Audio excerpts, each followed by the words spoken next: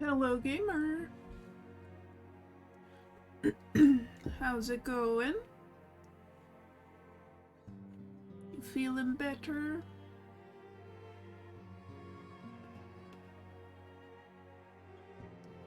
Yeah, I'm alright. Had a weird couple of days.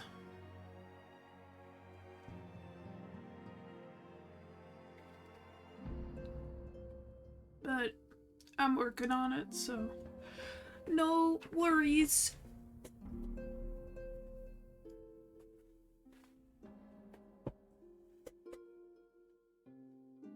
I hope so. I am excited for the patch content. Especially now that, with the patch that just came out. Let me actually look it up.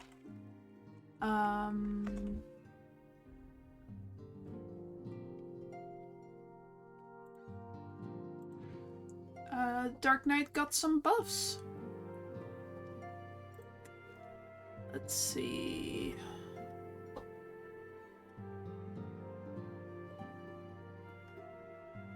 Dark Knight, where's Dark Knight? Oh yeah, so basically it was just a bunch of things that got changed. And also my ultimate, Living Dead. It used to be like you activate it, then you if you drop to 1 HP, you enter a state called Walking Dead. Or if you're reduced to 0, you enter a state called Walking Dead, and then you need to be fully healed by the healer, or else you will just die. But now that they've changed it, you can actually restore your own health by using weapon skills.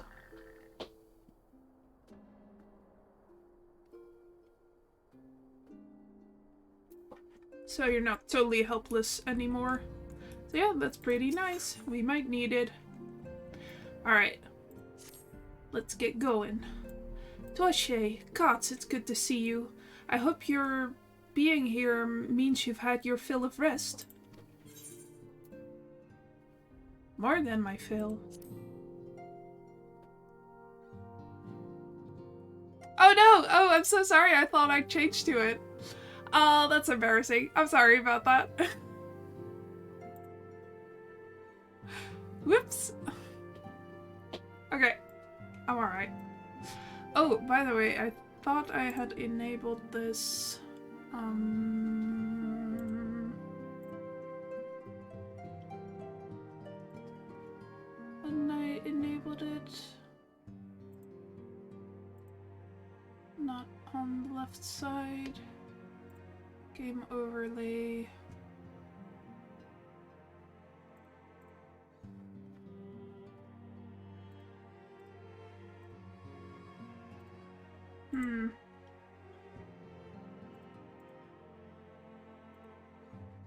Oh, never mind. I thought I had something where I could see chat on my screen where I'm playing, but I need to find that. Alright. Well, you've certainly earned it. Not much has happened since your last visit. I had planned for you to meet that helper I told you about, but he refuses to answer his link pearl. I do hope he's alright. We've been exchanging messages with the Eorzean Alliance throughout, though. They say the fighting has finally stopped at Gimlet Dark, and that the Empire show no sign of movement. Which means we might actually have a moment to ourselves for a change. Seeing as you're back, maybe you could tell me more about your time in the First. Great!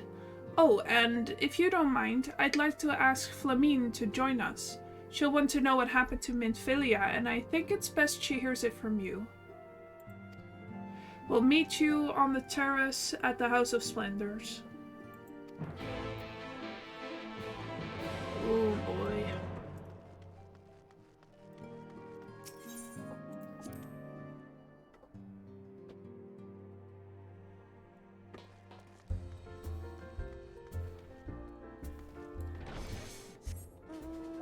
Yeah, Flamine, I know you were hanging on to hope, but...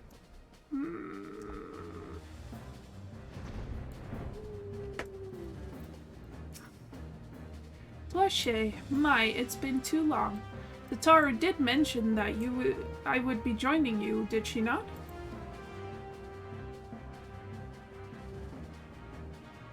Thank you. Words cannot well express how I've longed to know more of the First. This world Minfilia has sacrificed so much to save. I know! But come, rest your feet. The Taru should be arriving shortly.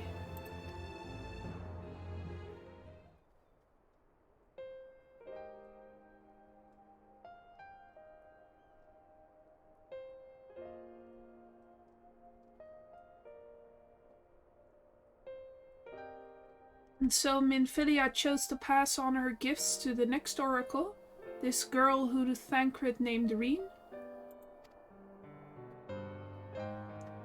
To have such a burden thrust upon her as a child, only to embrace it when given a choice. In that respect, they are quite alike. It would seem her legacy is indeed in capable hands. Blushay, might I ask a favor of you when next you return to the First? To tell Reen what I cannot. To tell her thank you.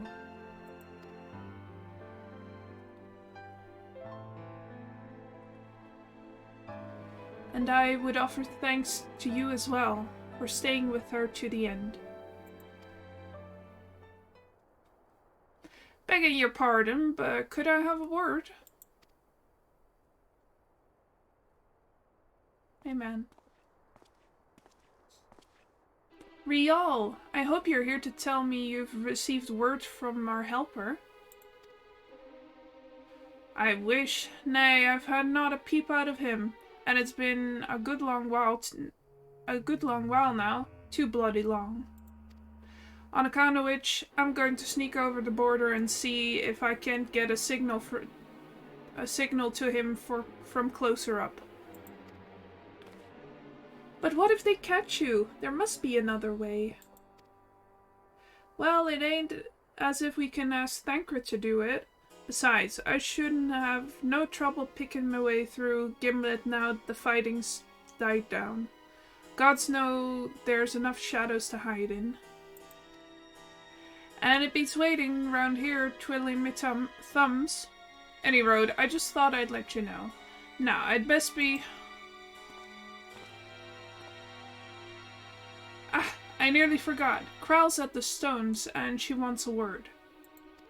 Something to do with the patients. She was getting ready to examine him again when I left.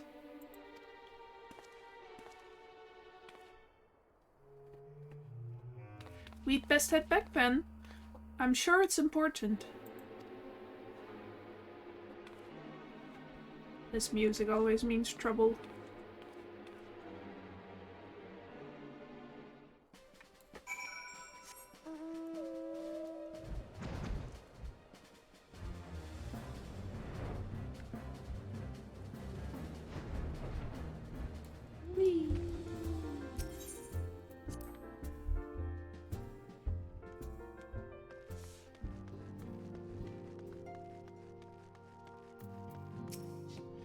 It seems she's still examining them. Oh, I do hope it's nothing bad.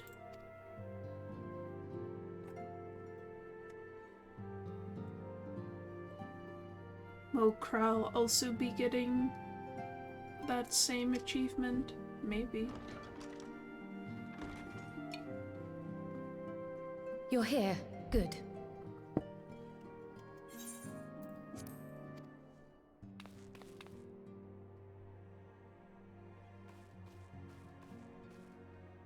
So, how are they?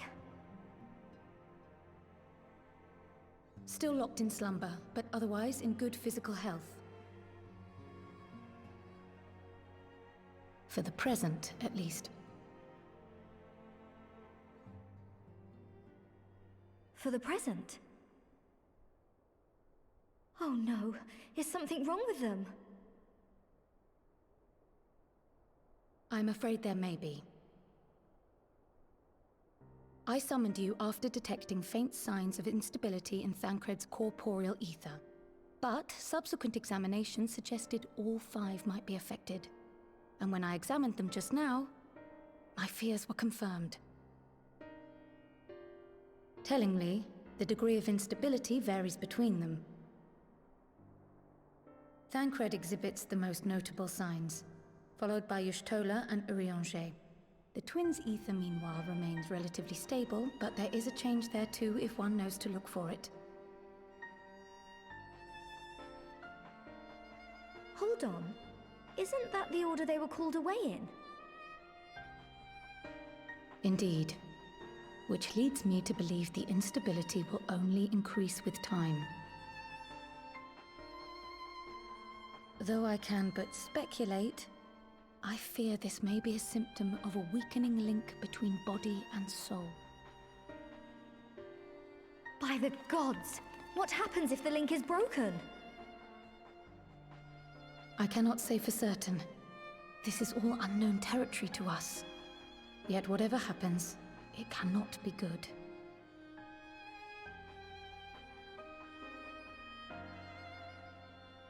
Mercifully, the instability is still only slight. And you may rest assured Master Matoya and I will do everything in our power to keep it from worsening. Be that as it may, it is imperative that you find a way to restore our friends' souls to their bodies.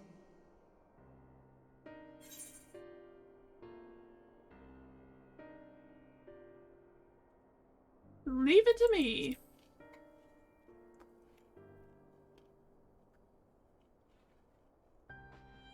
Thank you. But where's she even supposed to start?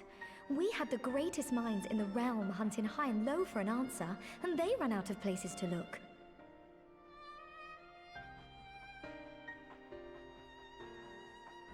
You stated in your report that the Exarch had originally intended to reverse the summoning process by means of his own death, correct?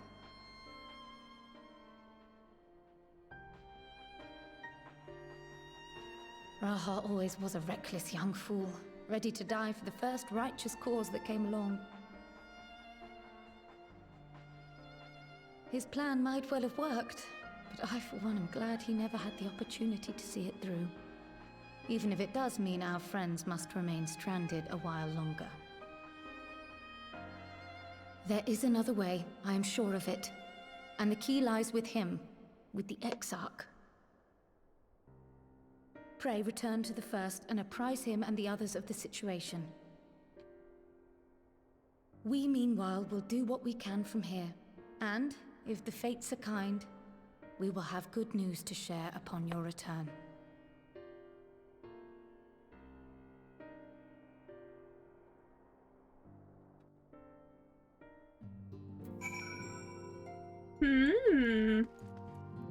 Yeah, they were part of the same, Graha and Kral are part of the same organization, but I think it's so cute she calls him Raha, which means that they're good friends.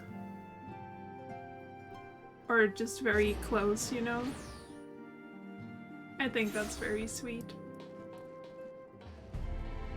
It's like people calling Y'shtola Shtola.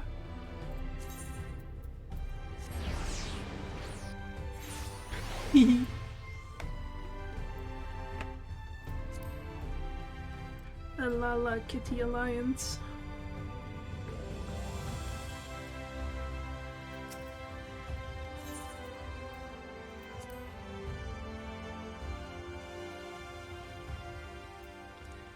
Hey, Catboy. Ah, Dwashe, you are returned. I hope your time in the source was suitably restful. But of course it wasn't. Go on. Their corporeal ether shows signs of instability. By the gods, the possibility never even occurred to me.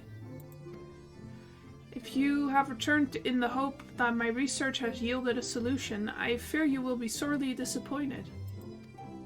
'Tis but a mercy we have the likes of Mr. Kryle and Master Matoya keeping our friend's body safe while we wrestle with the problem. But they cannot forestall the separation of body and soul indefinitely. Come, the others must be told.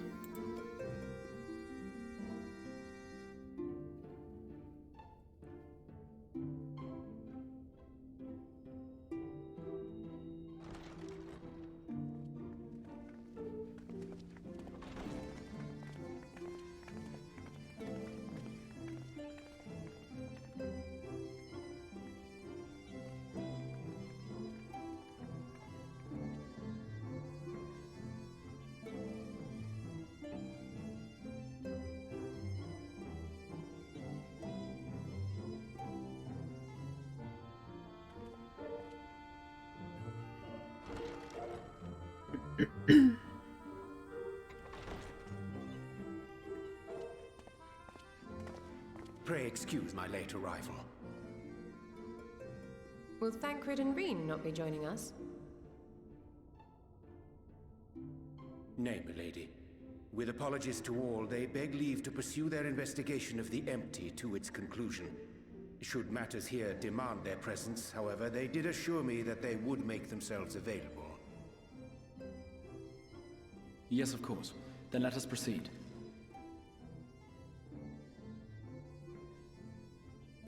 I think it best that you begin by providing a summary of Mistress Kryle's findings.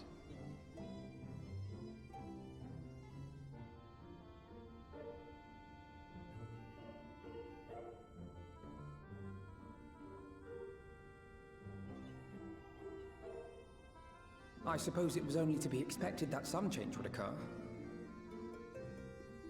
Yet our souls seem unaffected, to my eye at least. How long they will remain so is another question. Kryle is right.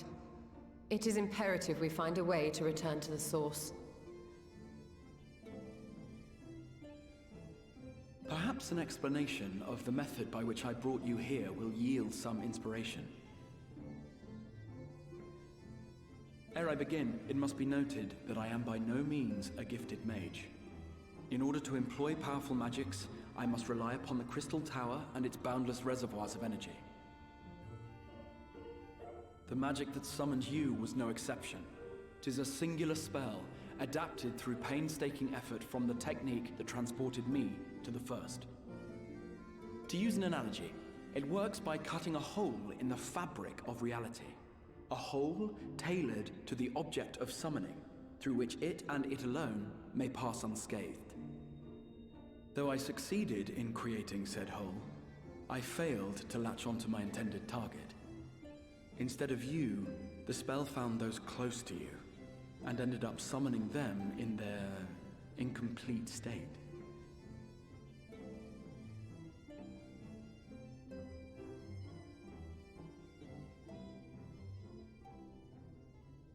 I would not soon throw my life away, not after the lengths you and yours went to save it. And so long as I breathe, I will spare no effort to see you safely home. But should all else fail, and your lives be at stake, there remains one sure method.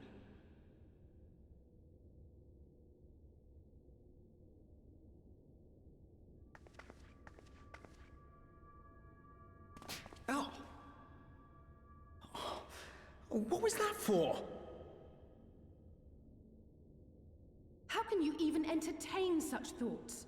You owe your life to the Warrior of Light, and you don't get to die unless she says so. Tell him, Alize. Your followers await your divine judgment. What did you just...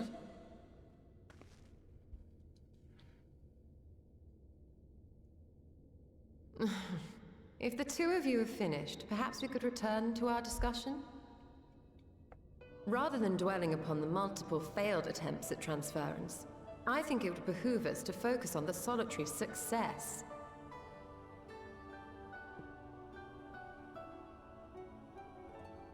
I would draw your attention to the fact that our friend can travel between worlds possessed not only of her body and soul, but her personal effects besides. This is no different from the teleportation magics to which we are all accustomed. Magics that allow for the transportation of those inanimate objects one considers to be an extension of oneself. Are you suggesting that simply by considering us her possessions, she could carry our souls back to the source upon her person? Well, it would be nice if things were that simple for a change. But vague notions of ownership seem a rather tenuous thing to stake our lives on. So much as a moment of doubt on her part and we'd be left floating in the rift. Milady hath the right of it. The requisite fixity of belief would be too much to ask even of our friend. Yet were we to immure our souls within an object in her possession, mayhap then our safe passage could be assured. White auricite would, I believe, serve as a suitable vessel for this purpose. It was conceived to imprison the massy soul of an Ascian, and should house one of ours with relative ease. We would need only to ensure our soul's safe preservation inside the stone, and identify a means by which they might be transferred back unto our vacant bodies. Soul preservation and transference. I believe I know of someone who may be able to assist us. On the far shore of the source, there stands a great palace built by the elves. It was forsaken in the wake of the flood, but a certain Numo chose to make their home there soon after. Though they have long lived as a recluse, they once occupied a place of honor in Verbert's royal court, and it is said that none in all of Norvrant is more knowledgeable than they on matters of the soul.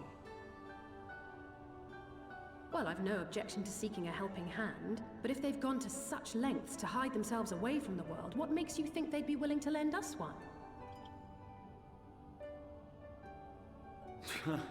A worthy question.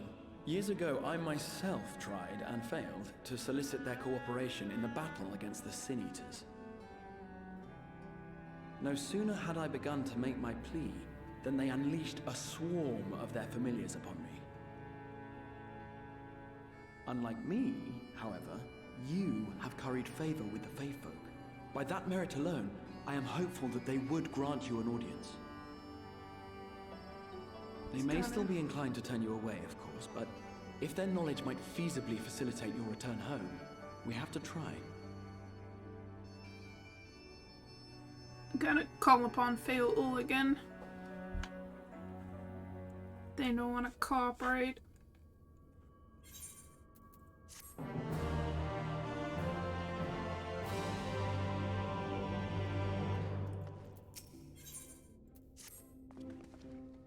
The Grand Cosmos, that is, the palace we seek, stands on the opposite shore of the source. I will arrange for a boat to carry us there. Whilst thou journeyest thither, I think it best that I devote mine energies to the creation of white auricite. By thy leave, of course. The process requireth no small amount of time, and should the Numo consent to lend us their aid, we will have need of a suitable vessel ere long. Agreed. Then I would ask the rest of you to meet me in Solon, and do be prepared for a warm reception. Bye. Go hang out with your husband and daughter. Pray join the others in Solon. I shall turn my thoughts to the Auricite and apprise Thancred and Bean of our progress.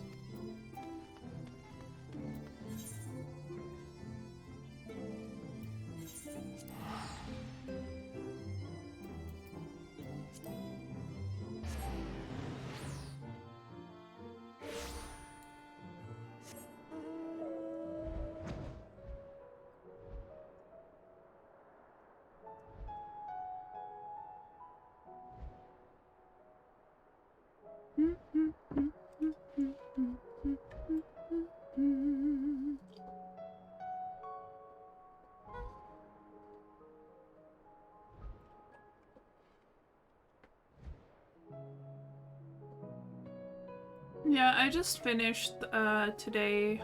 Well, it came out yesterday, but today I finished the first patch after Endwalker. And I think you're gonna love that one. It's got some real good Y'shtola content.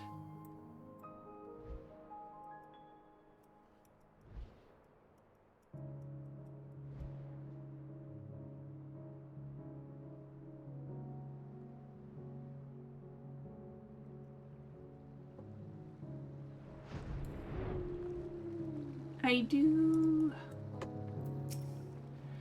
He said the palace is on the opposite shore, but I see nothing on the horizon save empty sky. Curious. The Exarch said to prepare for a warm reception at the palace. Let's hope it's more cordial than his last visit. I was relieved to hear the Exarch intended to arrange a boat for a boat to carry us across the lake. Not that I would be opposed to swimming, mind you. Uh-huh.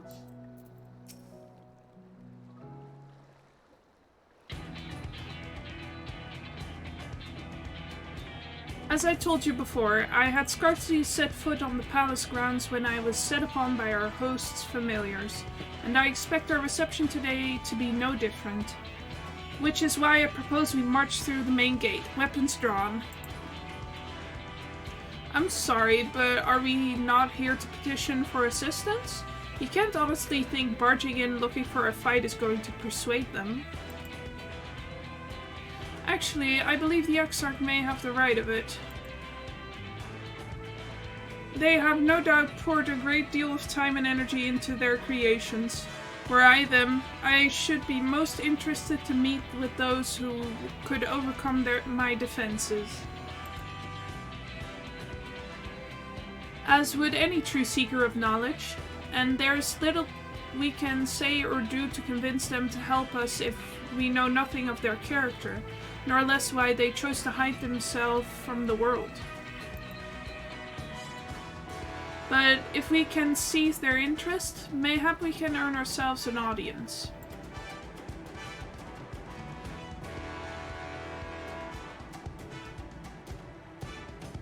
Weapons drawn it is, then.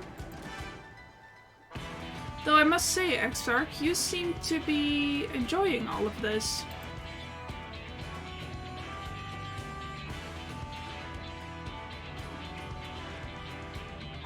Do I? Well, I will not deny that I enjoy the thought of fighting alongside you all rather than pacing about inside the Crystal Tower. You both seem to be in rather high spirits, if you ask me. Not that I'm surprised. Your moods invariably improve when Dwache is around. What exactly are you implying? She averted a calamity, and the light which seemed destined to consume her has been extinguished. 'Tis only natural that we be pleased to see her.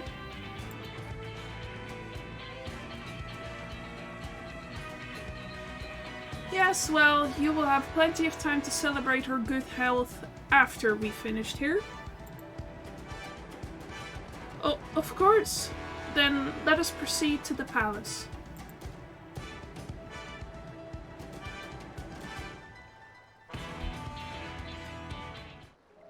Fanboy versus fangirl.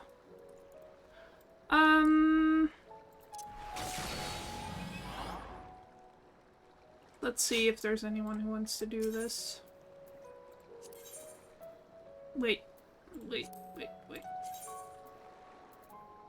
Oh. Perfect.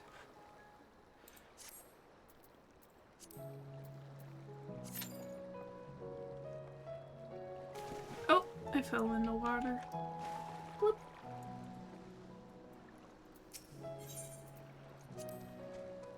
I think we've done enough talking, don't you? We have a new mode to impress.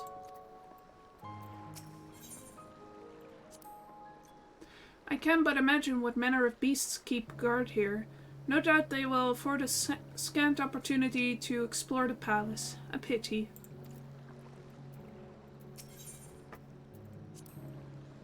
How long has it been since we last went on such an expedition? I cannot help but be reminded of the ruins of Scala.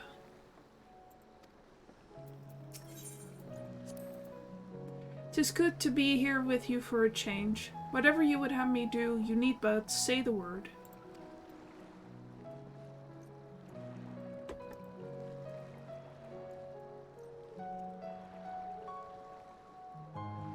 I am and will always remain impatient.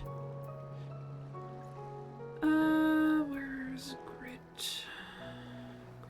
Grit.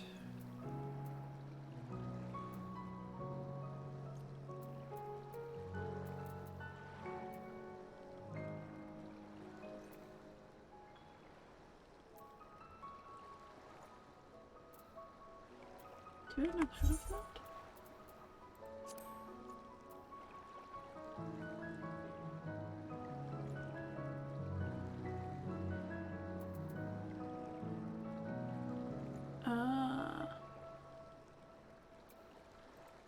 All right. Free secondary cast. Oh, yeah.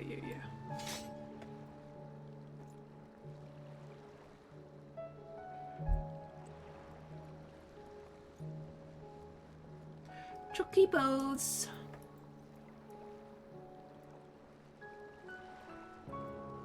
There's a, well, it's called Hatching Tide, but it's basically an Easter event going on right now. And you get an emote from it, eat egg.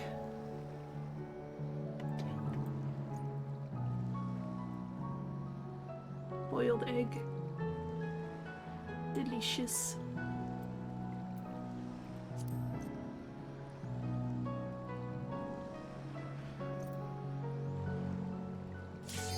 Oh, let's go.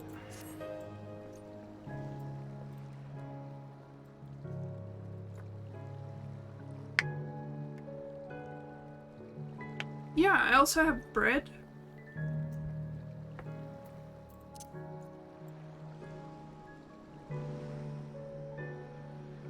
Just eating a little roll. Nom.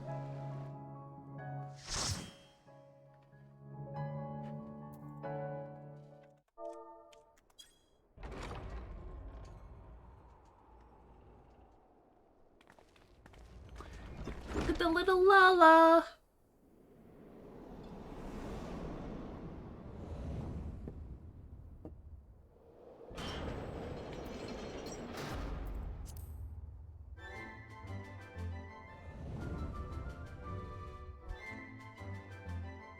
I love the music here.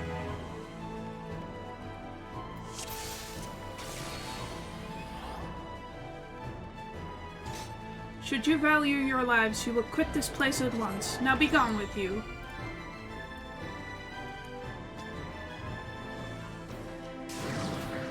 Mage asleep, I bid thee rise.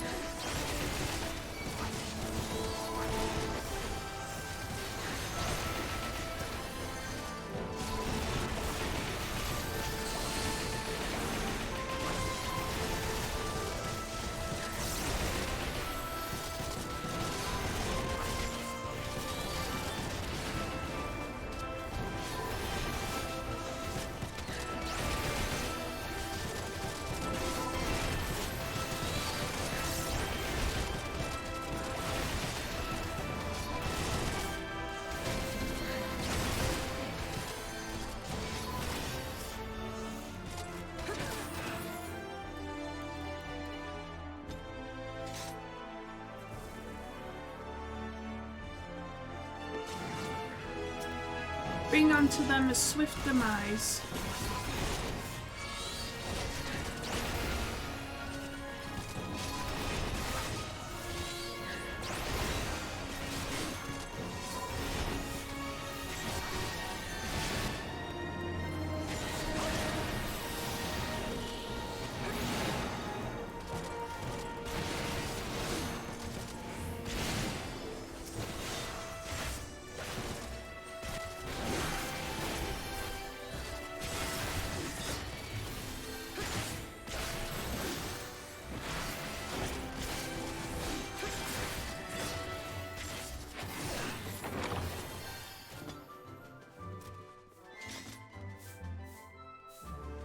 Look how they make a mess of my floors.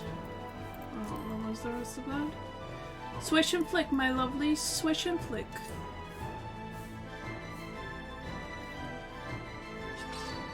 Call forth blades to run them through.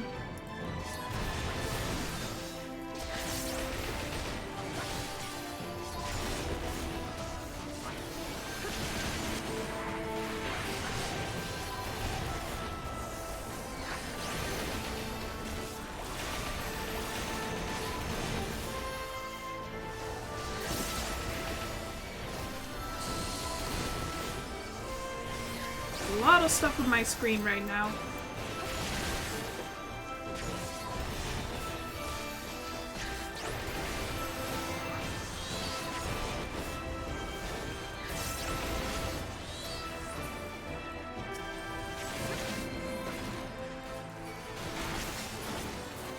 Yeah, that's why I, you know, tank, I find it harder because there's a lot of stuff on your screen at once because you're like right in that mosh pit.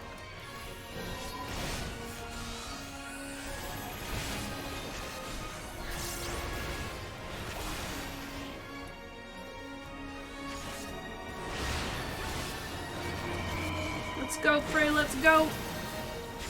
Get him!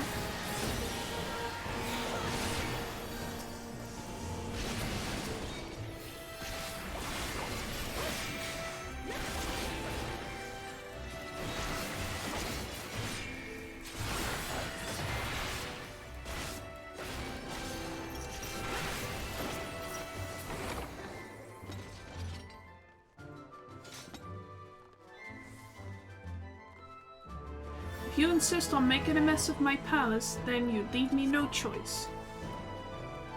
Seeker of Solitude.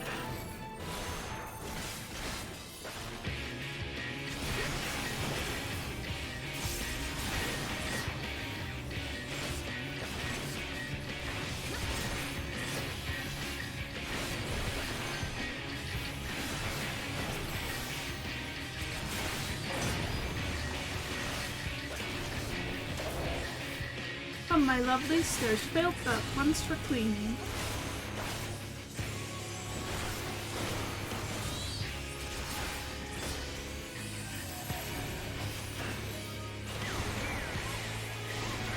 Woo!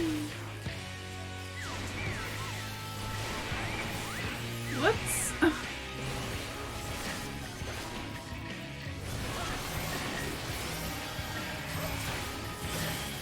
I think I'm gonna die. Okay.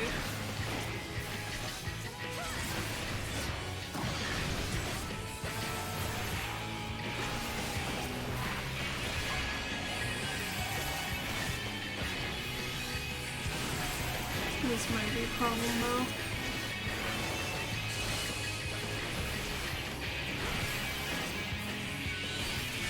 God, please heal me.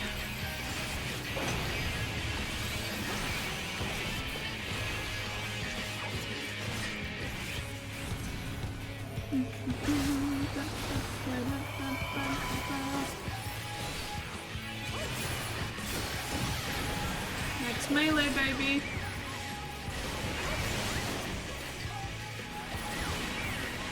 Don't do that. Oh no.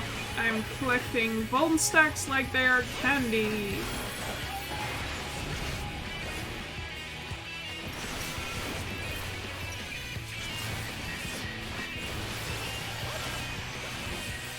Leanne!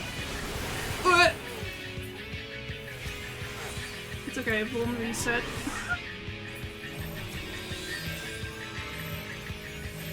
Yeah.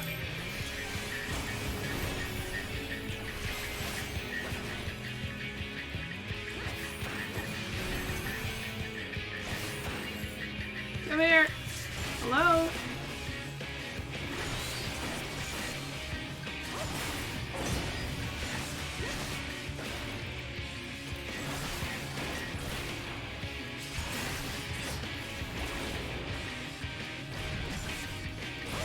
No, I think you should just die. Oh no, wait, you can raise, Perfect.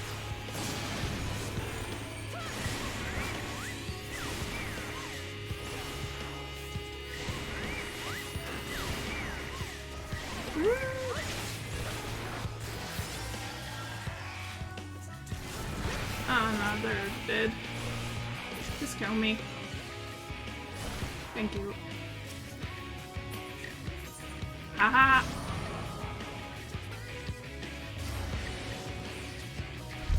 Oh, let's try that again. I think we also have a new person with us here today. Nope. I'm just bad.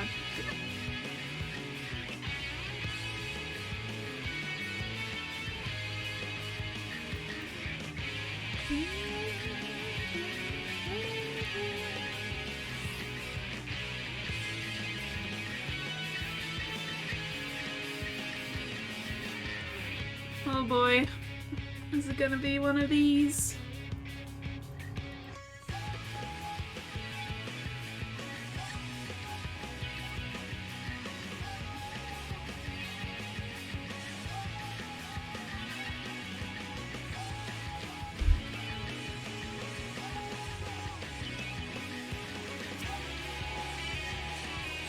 Boing.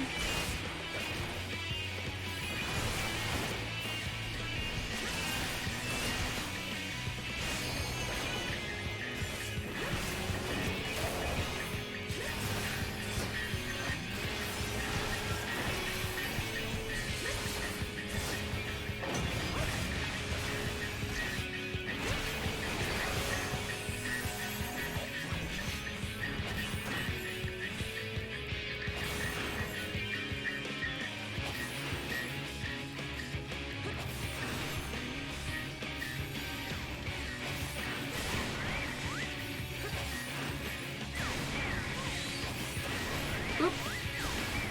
You're already here.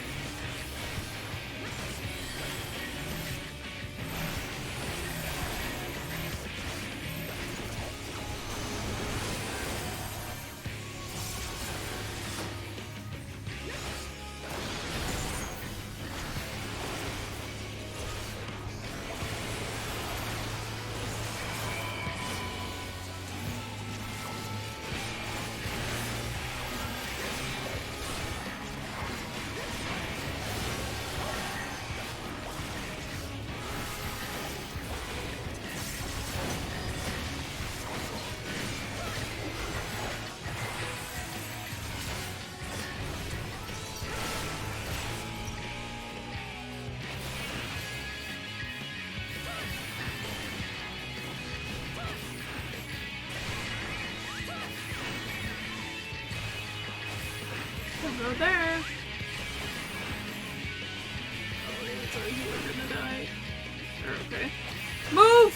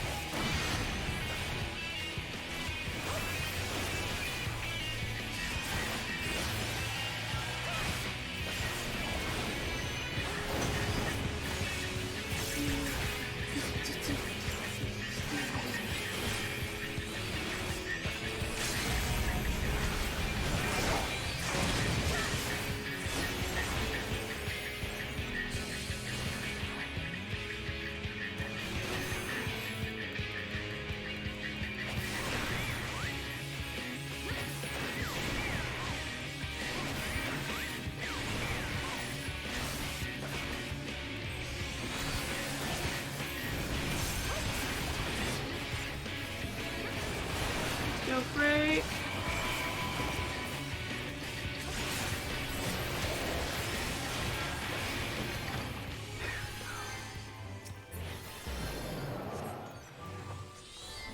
Meh, I don't need it. Still, you press onward. How foolish.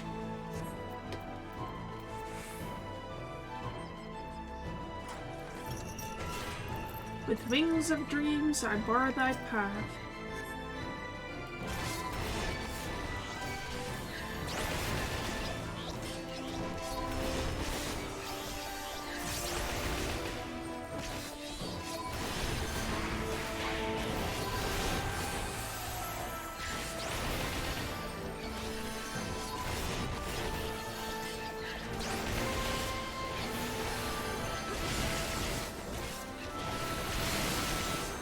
I love it.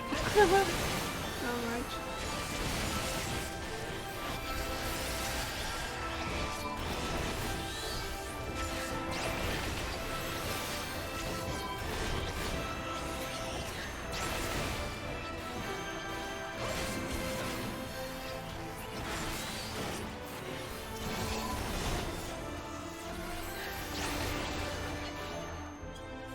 Oh, that's the wrong one.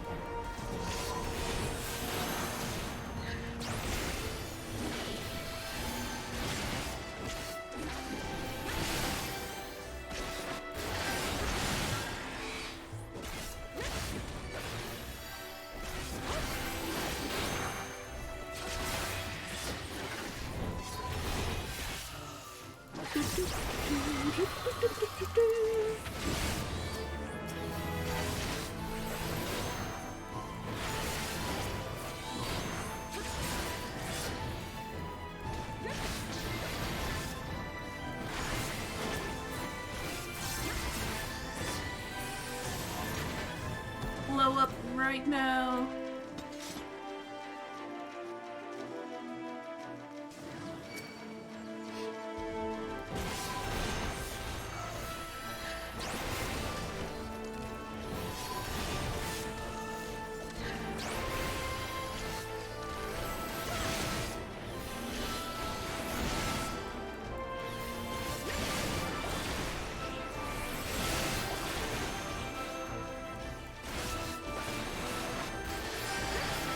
I was like, why am I doing shit damage? And that's because I keep forgetting to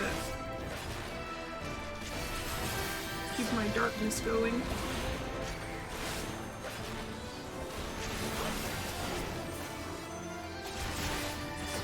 Haha, I'm silly.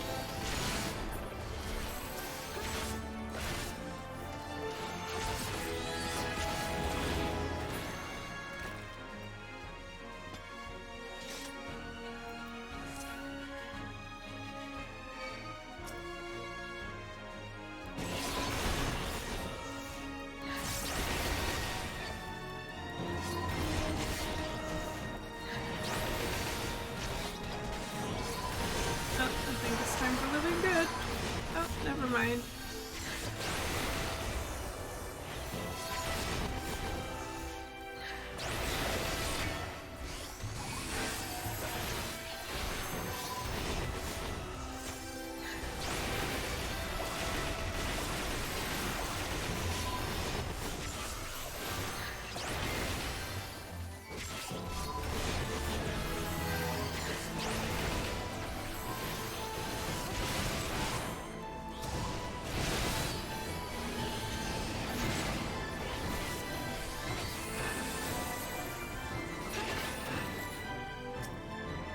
Leanne said, these curtains have sullied the sanctity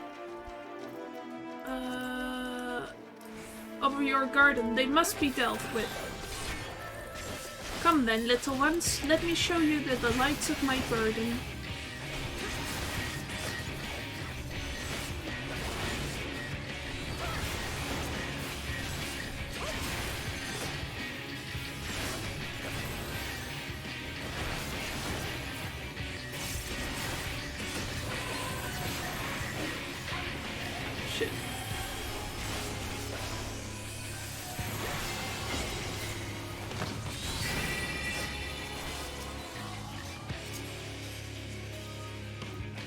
Here.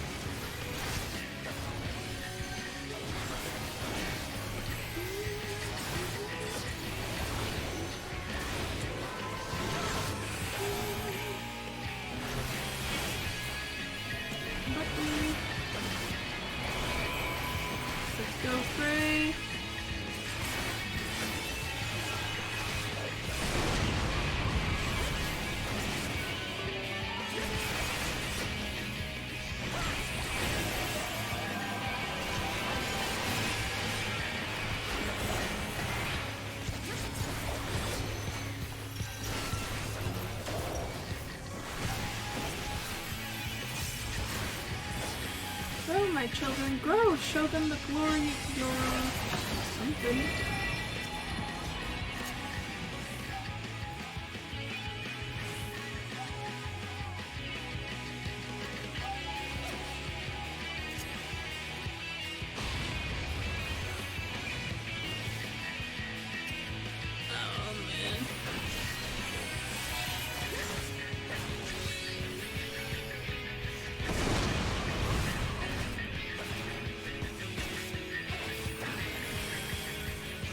Kill it, kill it, kill it.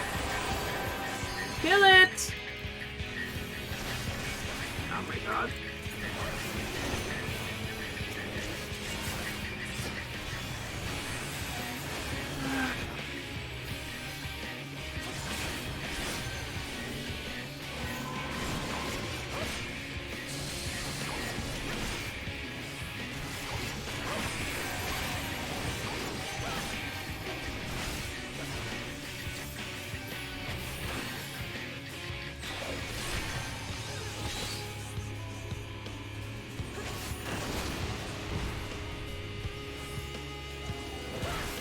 Come here. I've dropping frames on these. Oh.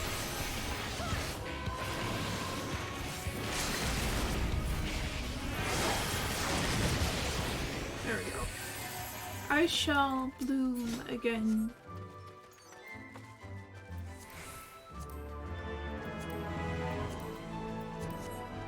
The garden is ruined! Ruined! Mark my words, you will pay for this. I summon thee from flesh of stone.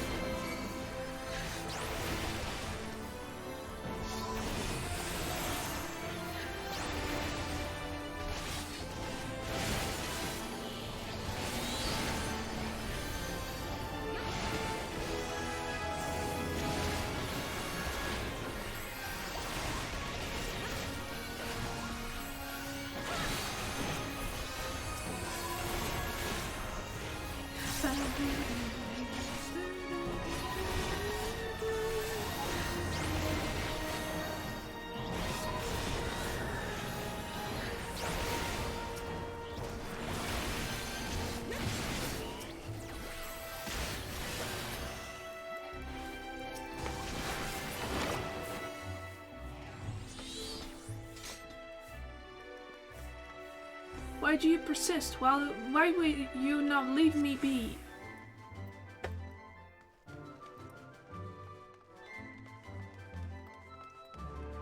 Knights immortal, heed my call. Seize the intruders who besmirch thy hall.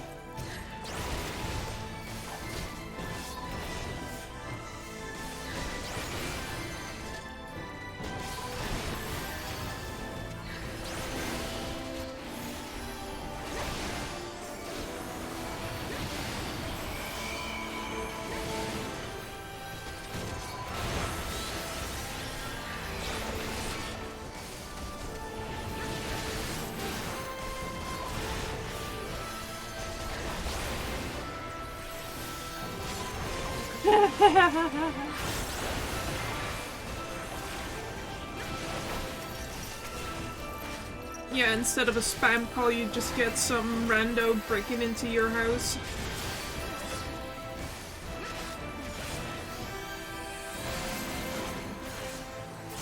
Sorry. And by King's judgment, see them fall. Oh.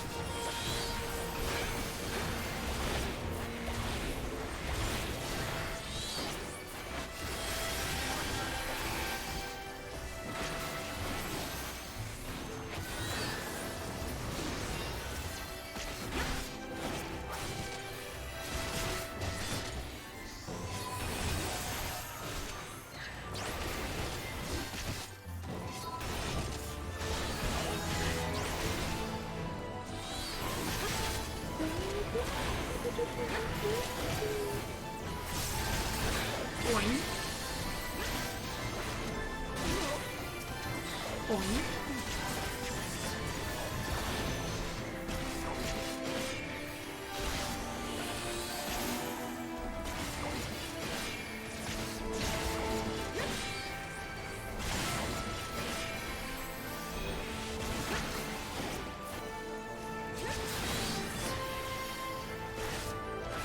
So dark in my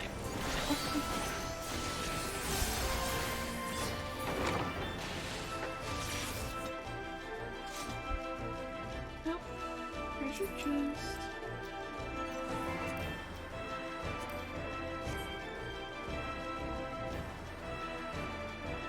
A pity I cannot dissuade you from your misguided path. A pity.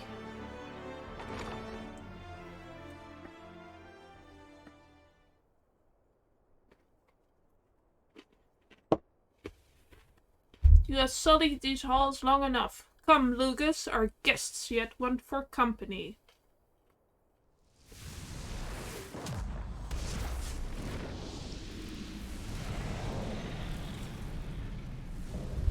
Insatiable flame, Lucas.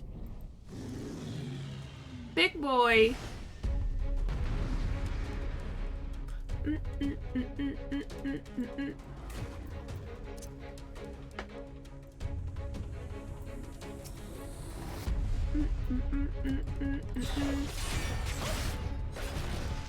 Go, Lucas, turn them to ash. I care not how.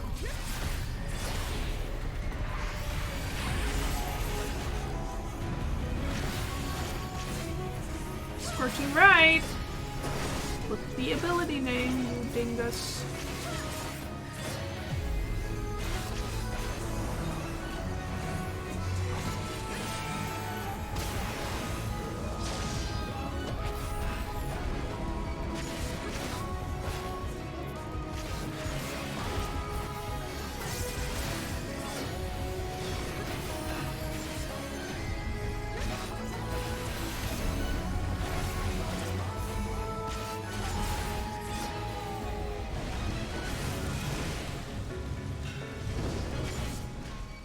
Find something to light on fire, dude. We're gonna die.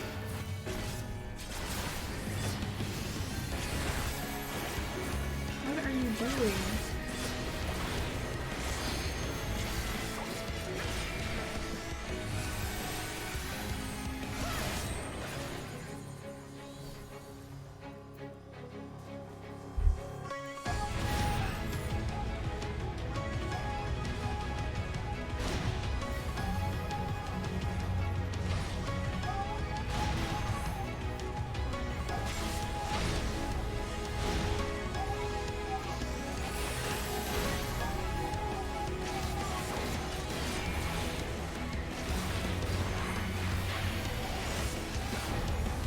Scorching left. Oh my god, you guys.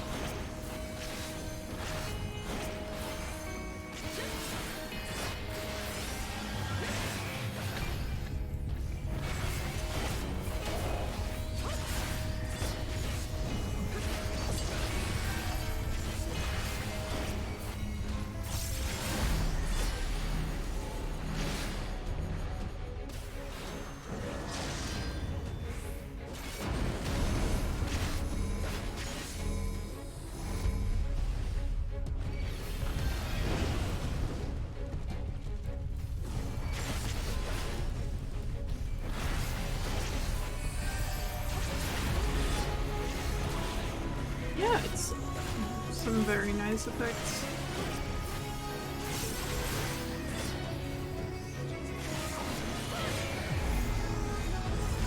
Scorching right. No! Oh my god, every time there's one. Fire's domain.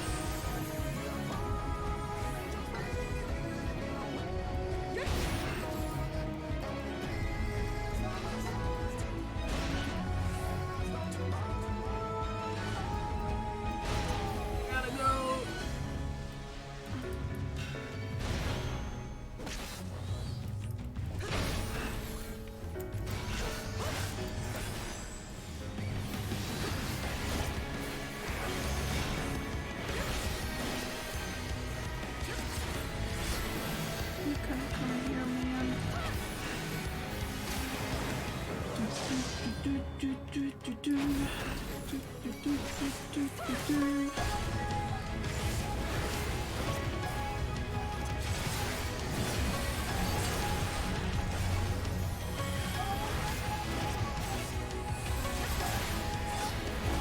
Scorching left, come over here.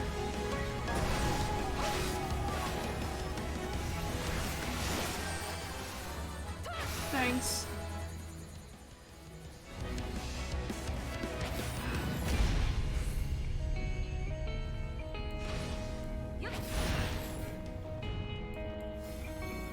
No, don't stand over there. You're gonna get our furniture burned.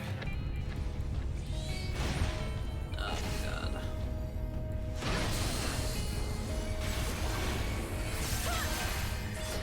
Whatever.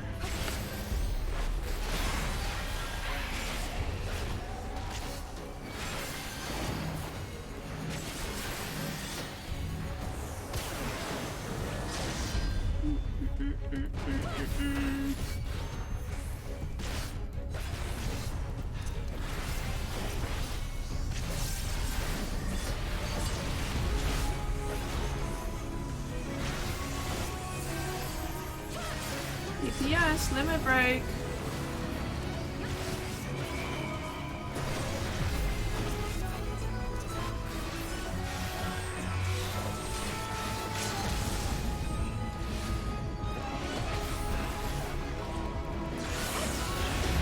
There we go.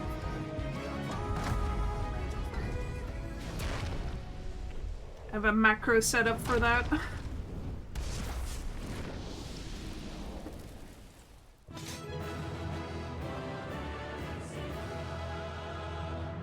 We did it.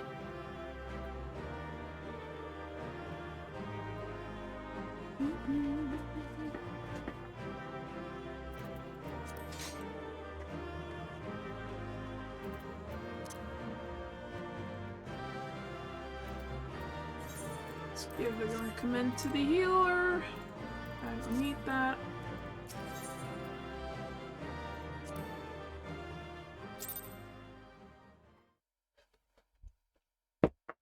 Oh boy.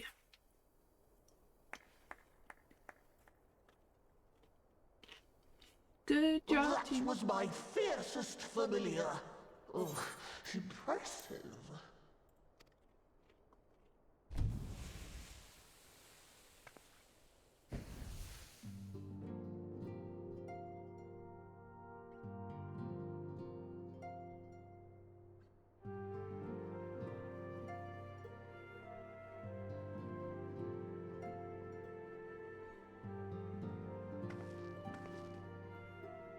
Backlook, 'tis good to see you again after all these years. And judging by your vigorous greeting, I dare say the feeling is mutual.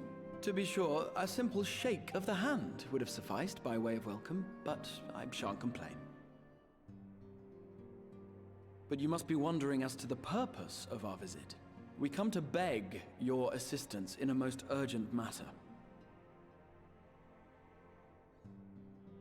Sake? Beg?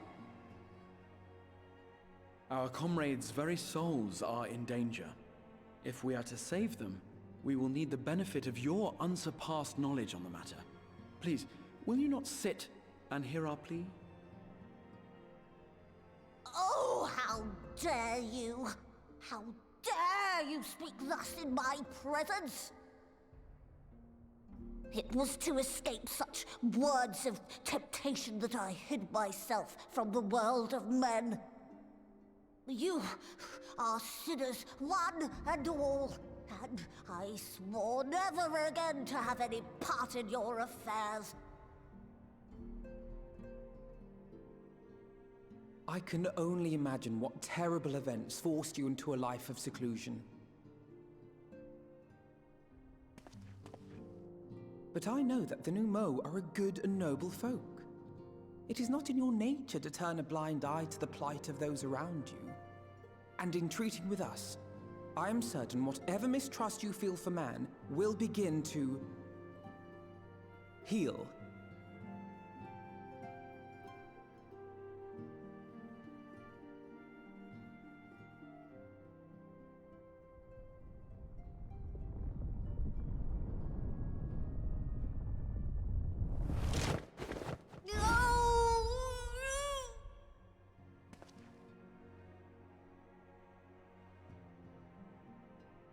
if you will not be satisfied, I suppose I could listen. After all, there's no harm in just... No, I mustn't. Not again. That damn court mage seemed to have the best of intentions too, and countless innocents died for my naivety.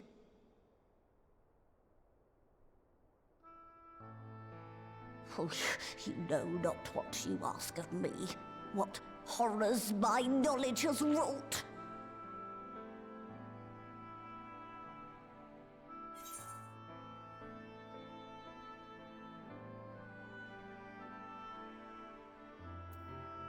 You mean the magical plague of Verbud?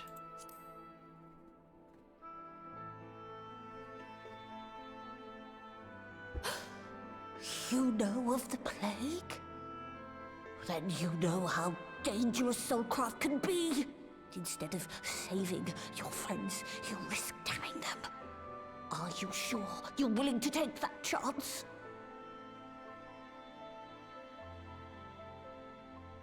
No. No.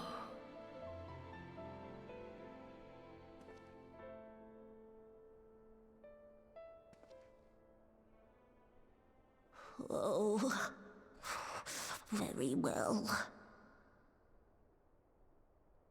I will hear your petition, but that is all. And I expect fitting payment for my troubles. Commensurate with your contribution to our cause. No more and no less, I promise you. With that settled, might I impose upon you to join us at the Crystarium? I'm afraid the nature of my friend's predicament calls for absolute secrecy.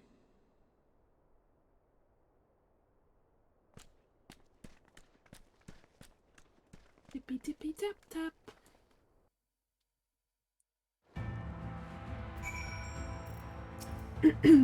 There you are. The others have gone ahead to the Crystal Tower with Beglug. For the record, I truly wish we hadn't had to resort to using such words when treating with them. I've ever sought to convince, not to compel. Yet, I cannot deny that a part of me is glad Urianger shared his knowledge of the new Mo with us. Had he not, Beglug wouldn't be here. Speaking of whom, we should hurry. To keep our guests waiting would only add insult to injury.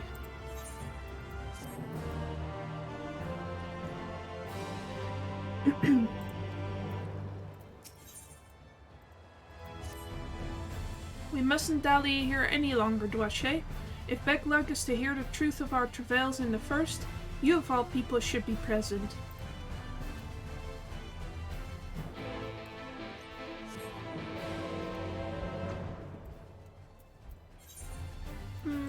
Time for teleport and for some more tea.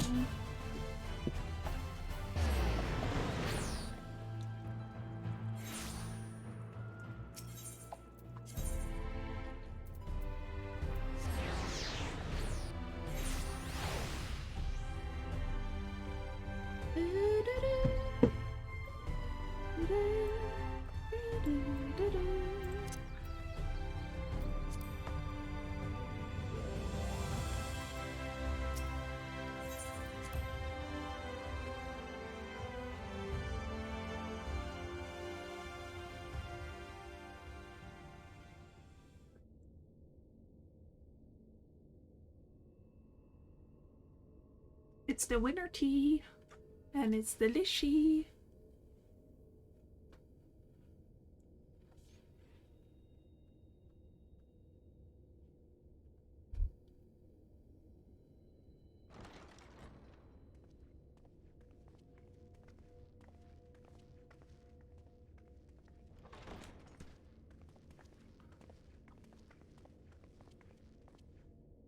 I'm sorry. You mean to tell me not only that the return of night was your doing, but that you hail from another world as well? Everything we told you, of the source, the shards, the 7 umbral calamities, all of it is true. I realize how fantastical it sounds, and I would not blame you for doubting our testimony. But given your expertise, you must surely have noted the peculiar nature of their souls. Any other time and I would have dismissed your stories as balderdash and flummery. But upon closer inspection, 'tis plain their souls are far denser than is normal, and that they do not possess true bodies. Save you. Your body is your own. And your soul is the densest of them all.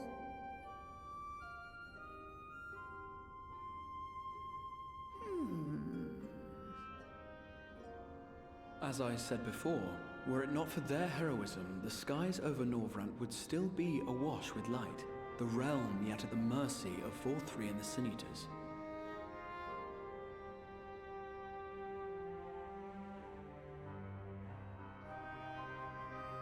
After all they have done for our home, seeing them safely back to their own, it seems the very least we can do.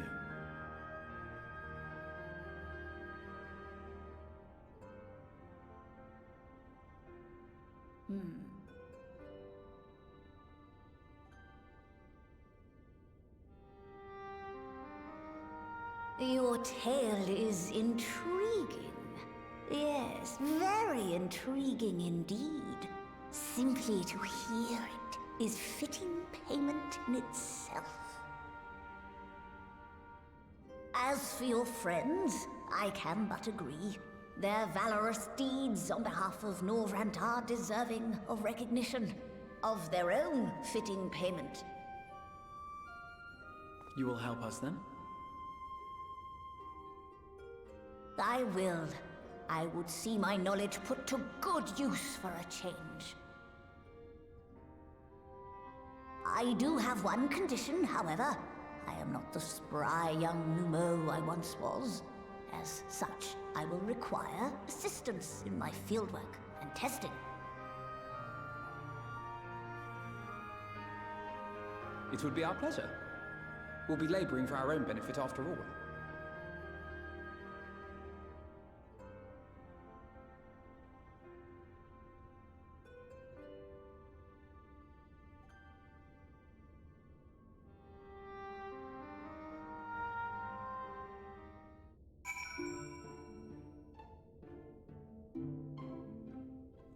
Woo!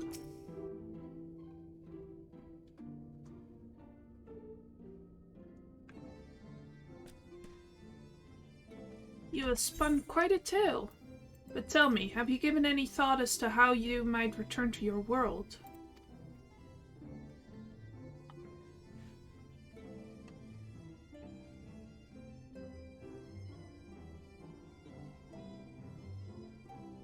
White Auracite, you say? An intriguing proposition. But one which fails to account for the present state of your souls. They have become highly charged, likely as a consequence of having maintained tangible forms for so long. In such an energetic, unstable state, there is no telling what might happen to their souls within the Auracite. They could very well become immutable to transference, never to be restored to their bodies. Then, would it be possible to force our souls into a state of dormancy prior to transference? In theory, yes, but the soul is not a candle to be snuffed out and be lit on a whim. Well, that sounds ominous. What exactly would rendering our souls dormant entail? In order to maintain a corporeal form, your souls constantly draw ether from your surroundings. This process must be halted, and the resulting surfeit of ether removed. Your minds would ultimately be separated from these faux bodies of yours, rendering you incapable of interacting with the world around you. A cruel fate under normal circumstances, but one which will be rectified upon your return home. Leaving lifeless husks, like those poor souls at the inn at Journey's Head, corrupted by the Sin Eaters, their ether made stagnant by the light.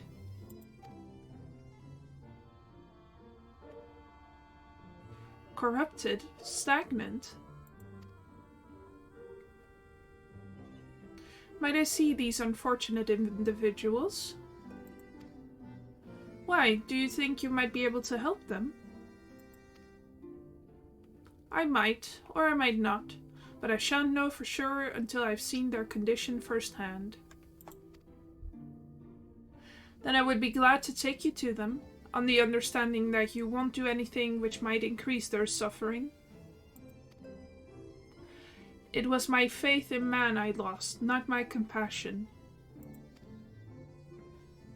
Well, I see no need for all of us to accompany you. While you escort our guests to the inn, I will assist Urianger in creating the requisite aura site. I believe my talents would be better applied to that endeavor as well. Might I leave the three of you to assist Backlog as necessary? Let's make for Amareng then.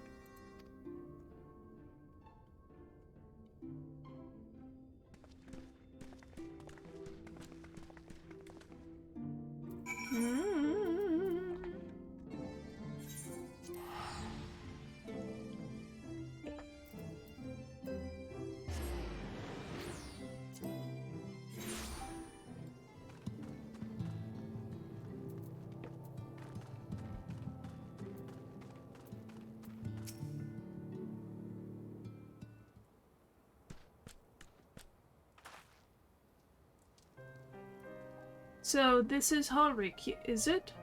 Yes, his etheric balance leans perilously towards the light. Towards stasis.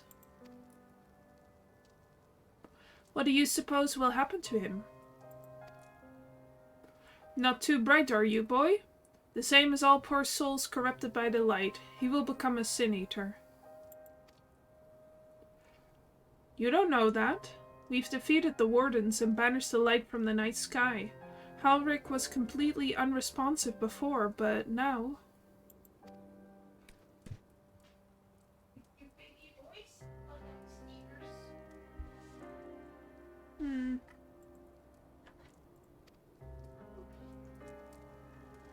Then perhaps there is yet hope. If I may, there is a treatment I wish to administer to the patients. What sort of treatment? In the course of my studies of the soul, I once created a tonic which could temporarily stimulate the ether in one's body. After some refinement, it came to be used by the Knights of Verbert. Then for far darker purposes. Lest it fall in the wrong hands, I swore to never again make it. But for their sakes, I will break that oath. It is not like to reverse the stagnation, mind you, but it should offer some measure of relief.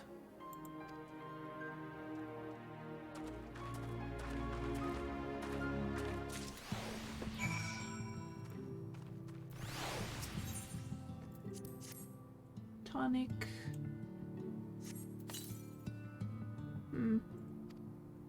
Totten stares blankly at you. It would seem the tonic has had no effect.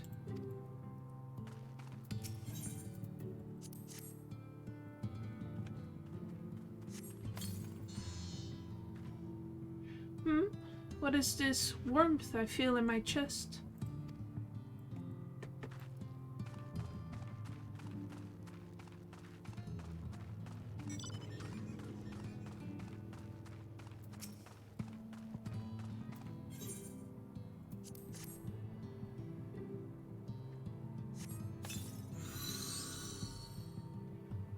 I feel warm, and my legs, they don't feel as heavy.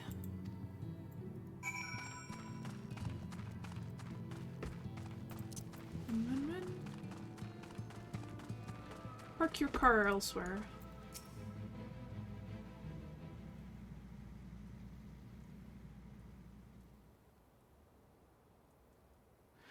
Now then, have you noted any changes in the patients? A notable rise in body temperature and increased motor function, in most of the patients at least. The more severely afflicted show no response.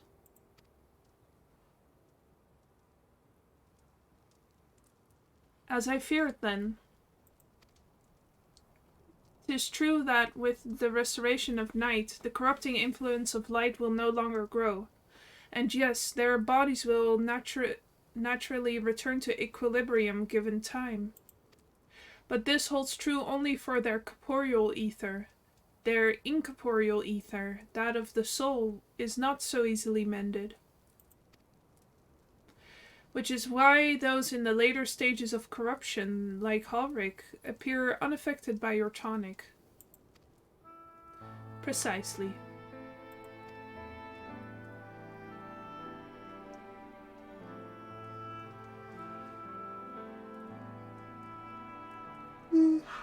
Yawn. The boy's soul is too far gone, his mind held together by the finest threads. There is a chance he may one day recover, of course, but it could take years, decades even. By the gods, he could wake to find himself an old man. A fine reward for his persistence. The opportunity to mourn the life he never had a chance to live.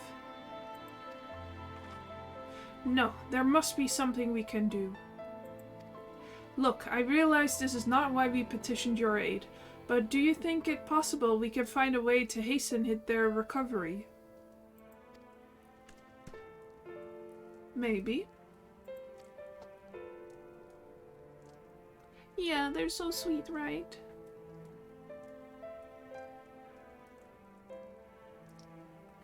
They're little idealists, and that's why I love them.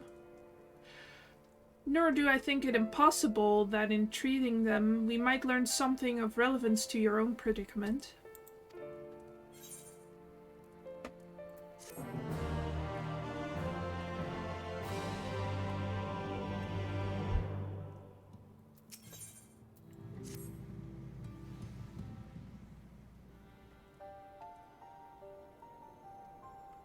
Whoops. I suspect the Crystal Exarch has told you of my past. That I was once a mage of the royal court of Verbet, and that soulcraft was my field of study. The tonic you administered to the patients here was one of the fruits of my labors. I hope to do great things for the kingdom. But in the end, my knowledge brought only suffering, a plague the like of which none had ever seen. In the hands of unscrupulous men, what should have been my greatest triumph instead became my greatest shame.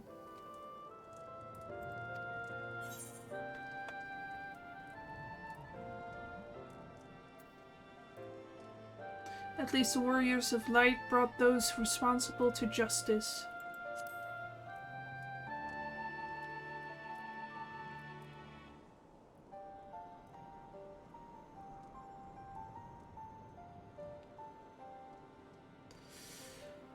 Aye, that they did. I shudder to think what might have happened had they not. But let us return to the task at hand, finding a means by which we might revitalize these peoples in corporeal ether. Do you think it can be done? Were the skies still ablaze with primordial light? I would call it an exercise in futility. But now we may have a chance. The method I have in mind will entail the conjuring of a familiar. They are able to amplify the energies poured into them, making them the perfect conduit for the ether revitalizing magics we will ultimately employ. If you're about to launch into a lengthy explanation of the metaphysics of your plan, don't bother. I'd rather get on with doing whatever it is that needs to be done, if it's all the same to you. Whatever reagents must be procured or spells invoked, I'll do it.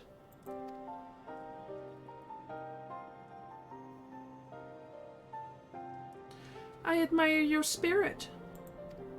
Very well. Your first task will be to gather the necessary materials. The purest of waters and finest of clays, as well as a fey lantern brimming with pixie magic. If you're convinced the resulting familiar could help the patients, fine.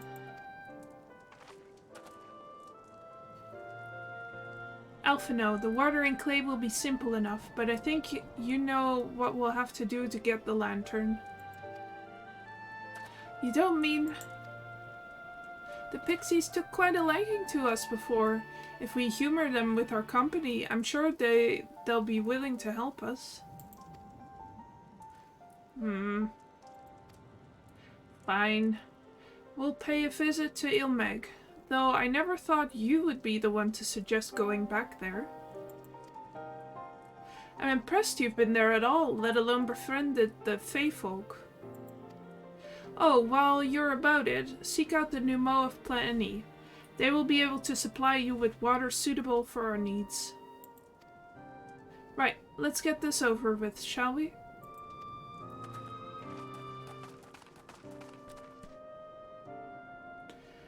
There still remains the matter of the clay. Might I prevail upon you to find it? Sure.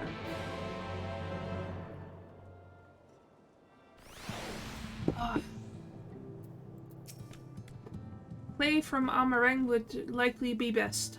Know you of anyone who might be able to assist us? I could ask the miners at Twine. Ah, yes, they will be able to point you in the right direction, I'm sure. Stop yawning. While you and the twins are occupied, I will see if there's aught else I can learn of the stagnation which afflicts the people here. Let's go see Catman.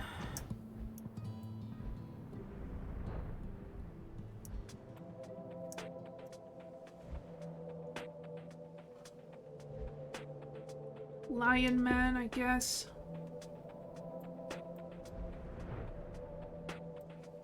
Oh, they added something called an adventurer plate, and that's just a little profile that shows your character.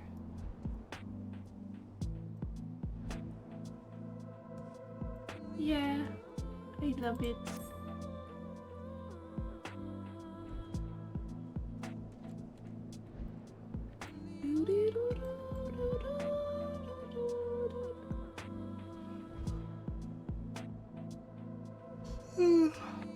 I'm gonna miss lo-fi beats to eat sand too.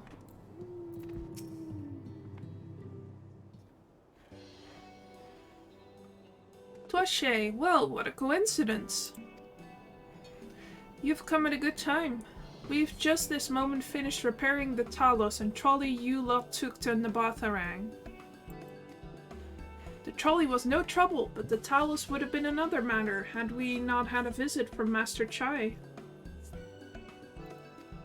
He offered us a share of the leftover building materials from Daedalus Stoneworks, as well as a few trade secrets to help us along. Clever men, that China's. He seemed pretty keen on the ideas I had for putting the giant Talos to work. Like a giant trolley! But Magnus still refuses to see all the good we could do with it. You're entitled to your dreams, Jarek, but that doesn't mean you can go harassing our guests with them. Master Chai was just being polite. And something tells me Duache here didn't come all this way to talk about trolleys. What is it you need, friend?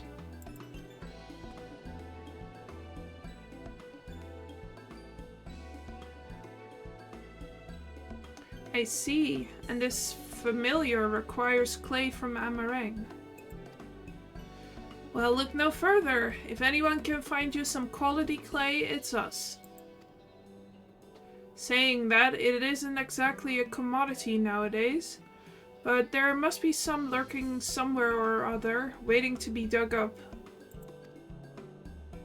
If I'm not mistaken, there was a time when they used to take the clay from Mount Biron mines to make Adobe bricks. Adobe? Like the program Adobe bricks, I guess. Place is swarming with coyotes now, but if you're after the good stuff, you could do worse than to look there. I've only ever heard that word in the context of scummy company that has a lot of programs and charges you up the ass.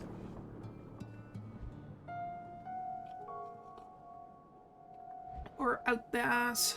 I don't know.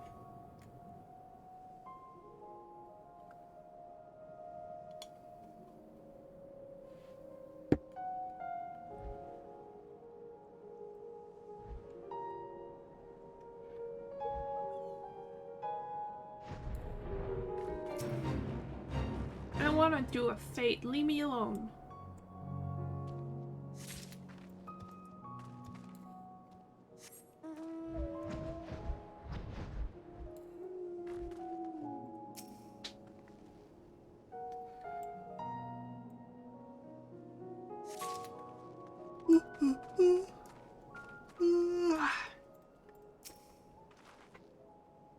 We've entered Yawn Tone. Coyote?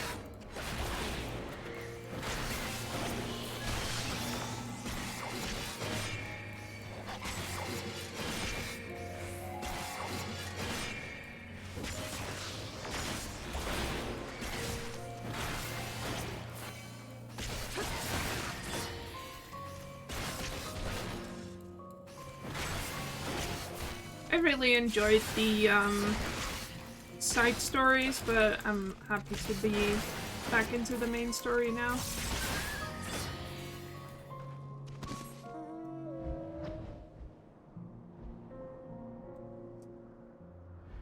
I'm not missing having to read every single fucking thing on screen.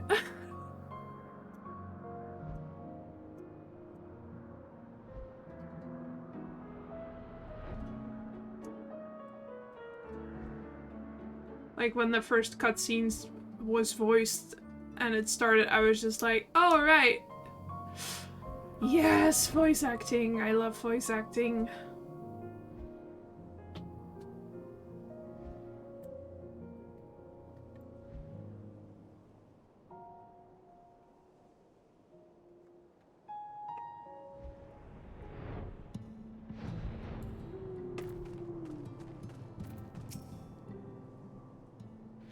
Oh, definitely. The twins have returned, and in one piece of that. I was convinced the pixies would turn at least one of them into a garden ornament, but no. You have the clay, I take it? Here you go.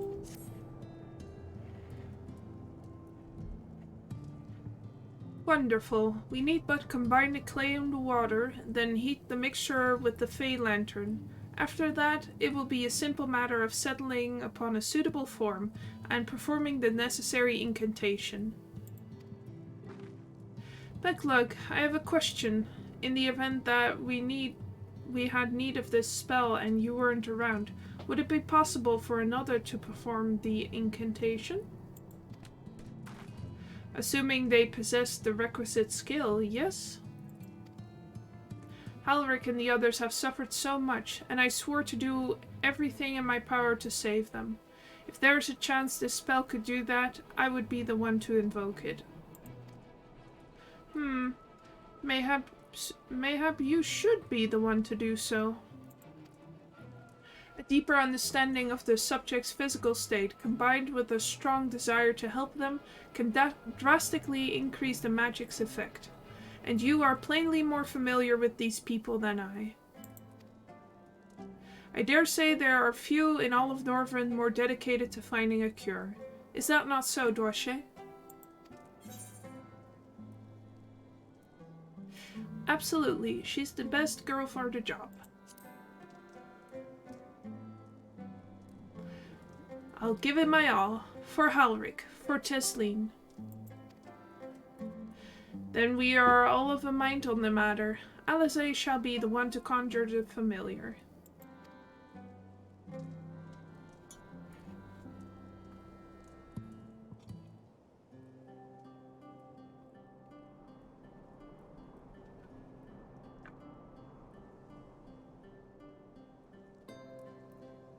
Let us begin. I trust you've prepared the clay?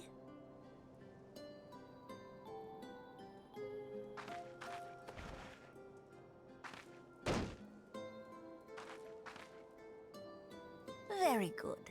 Now, I would have you sculpt for me a porksy. Plump, with floppy ears and a short curly tail. Porksy, I love Porksy. A porksy. I think I know what you mean.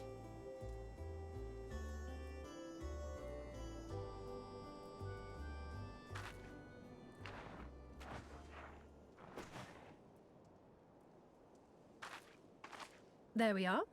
How's that?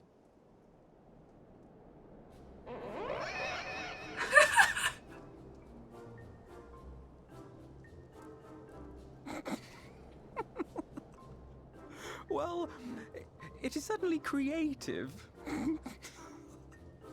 There's no denying that.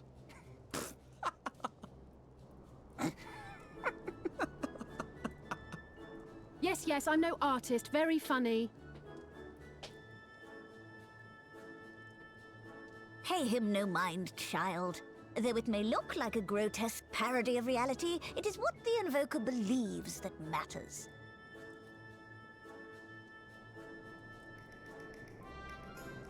You're not helping. But I speak the truth. If successful, this incantation will turn imagination into reality. Which is why the only thing of import is what you believe this figure embodies. You must focus. Hold the Porksy's image steady in your mind's eye.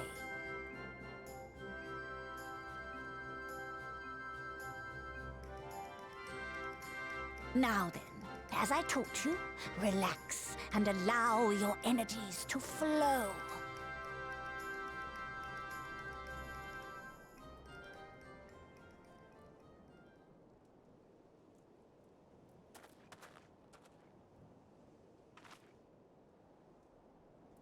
With flesh of clay I bid thee rise, on wings of dreams to touch the skies. What once was idle fantasy, I call forth to reality.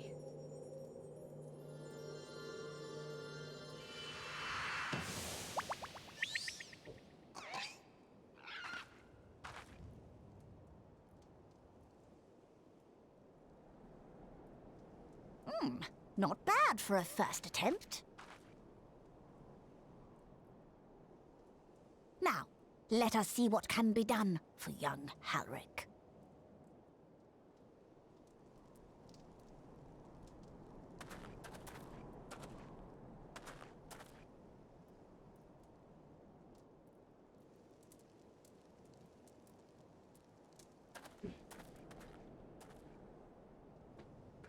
Porksy's so cute.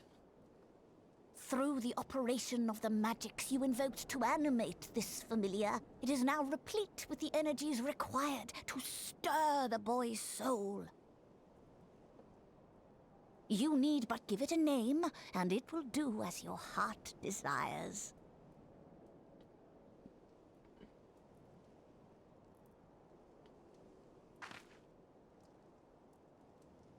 A name.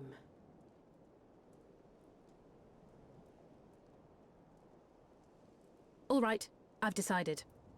Now.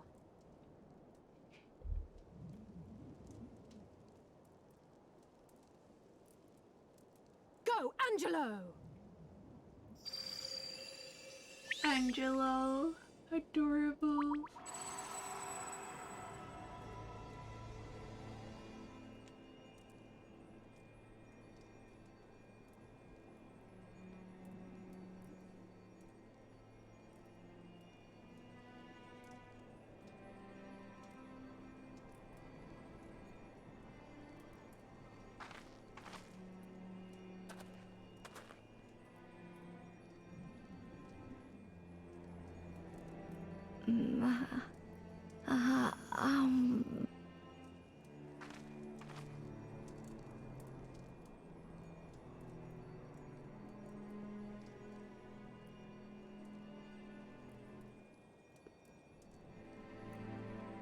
Mother,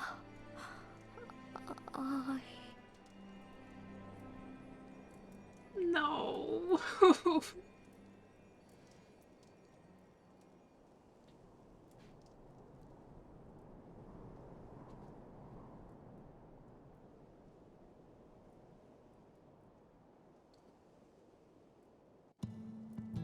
Stop doing that to me.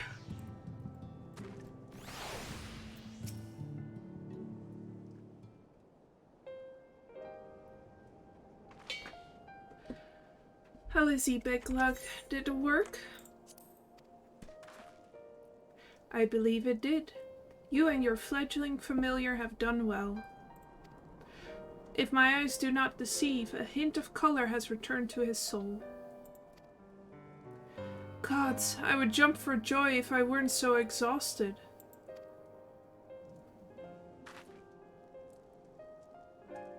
We're so close now, Halric. If you are even now in the process of discovering, this magic asks much of the invoker. What you may not have realized is that the same is also true of the subject. As such, we must proceed with caution. However, with further treatment, I have the utmost confidence the boy will make a full recovery. Observing the reanimation of his stagnant soul has been most enlightening. I will need time to put my theories to the proof, but I believe I can fashion a spell to produce the opposite effect. That is, to induce stagnation, thus enabling our safe transport back to the source via our side. A thought occurred to me about his treatment.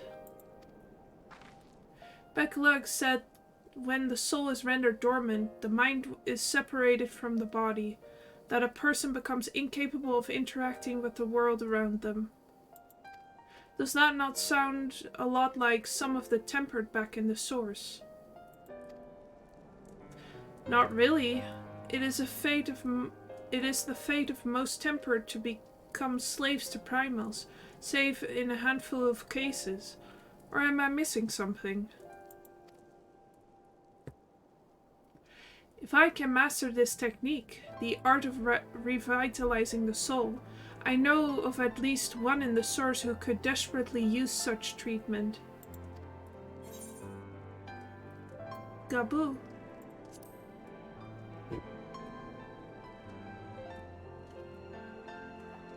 Exactly. His condition is uncannily similar to Hauric's, is it not? The only difference being that his soul was suffused with earth-aspected ether instead of light.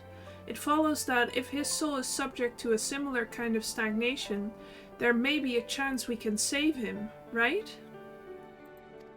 Yeah. Forgive me, but who is this Gabu fellow of whom you speak?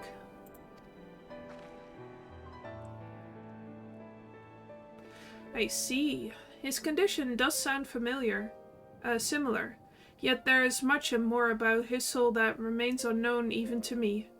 I say this not to discourage you, you understand, but to remind you that this is delicate work we do here, work requiring patience. Of course, and as long as there is hope for the patients here, I will devote whatever time is needed to see this through. But I refuse to spend that time in idleness. If it's all the same to you, I'd like to stay here with Angela and continue their treatments. The two of you should return to the Crystarium with Becklug and see if you can't make some headway with their newly posited theories. I would tell you to rest first, but I see you're not to be convinced. Ah, the fire of youth. Let us return to the Crystarium then. Finally, I found you. Hey! Kaishir, what are you doing all the way out here? There's trouble back in Yulmore. Lady Chai's beside herself, sighing, pacing, the whole lot. Near enough begged me to go and find you. Sighing and pacing, you say? It must be urgent. I take it I will be returning to the Crystarium alone. Go on then. It's not as if I have anything for you to do. Thank you, Big Lug.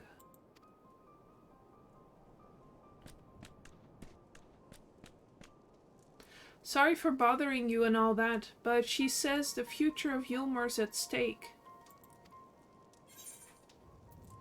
Oh boy.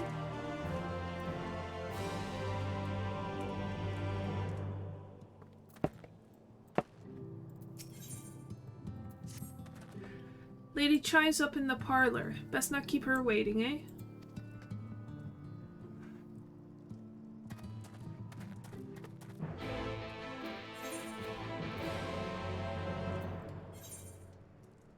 I know, right? Always something else. Always something new.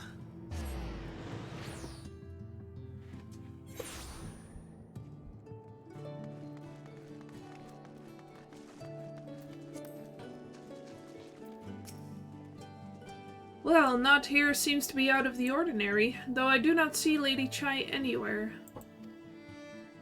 Probably pacing around outside again, staring off into the distance and all that, sighing. Strange. Let's see if we can find her and discover the cause of her distress.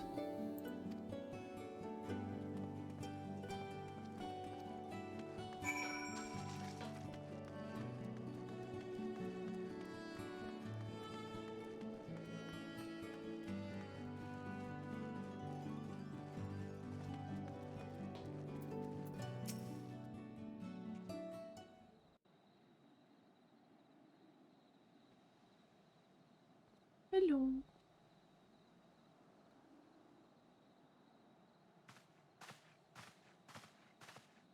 Oh, thank heavens you're here.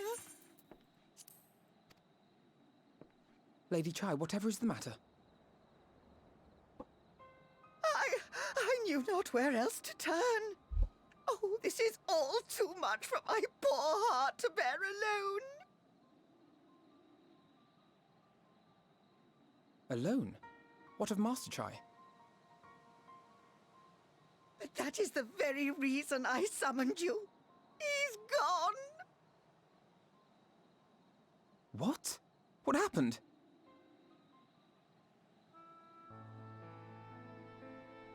It all began after the events at Mount Gulg.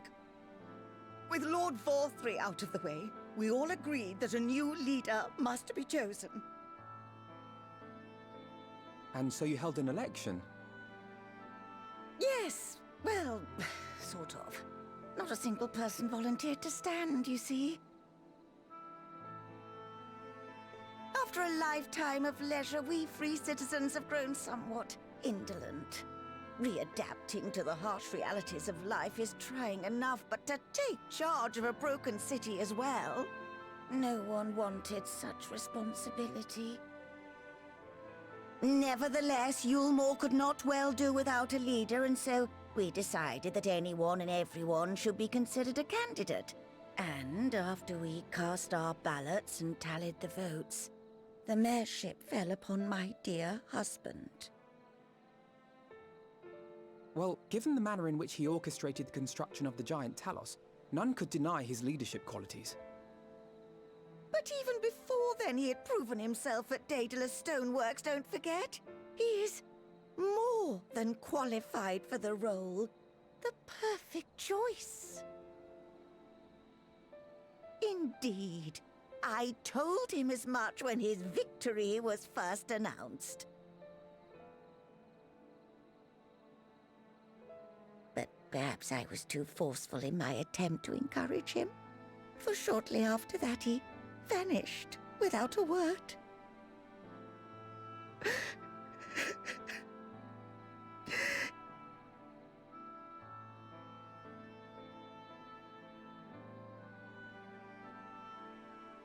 You believe he was so daunted by the burden of leadership that he felt compelled to flee. Please, Lady Chai, dry your eyes. Your husband does not strike me as the sort of man who would abandon his duty, much less his beloved wife. There has to be some other reason for his absence. You truly think so?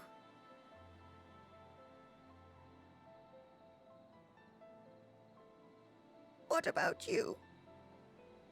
What do you think has become of my husband?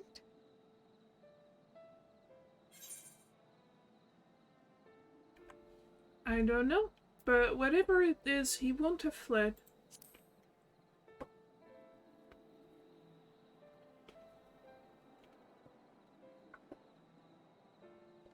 And there you have it, Lady Chai. You needn't worry. Master Chai loves you more than all the world, and he will return. Wherever he may have gone, rest assured we will find him.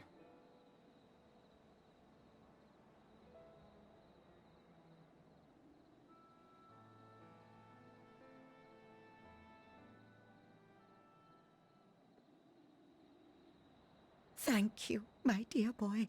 You have set my mind at ease. I will trust in my husband and await his return.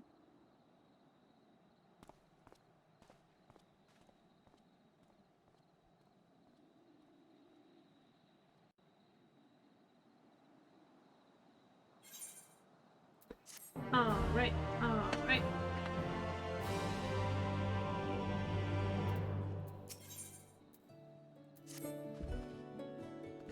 Makes no sense for Master Chai to have left without a word, but even if he had, he would not have done so unobserved.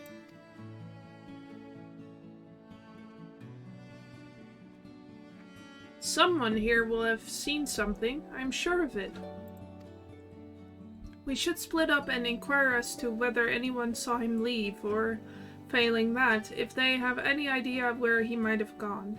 I will meet you at the Glory Gate to compare notes later on.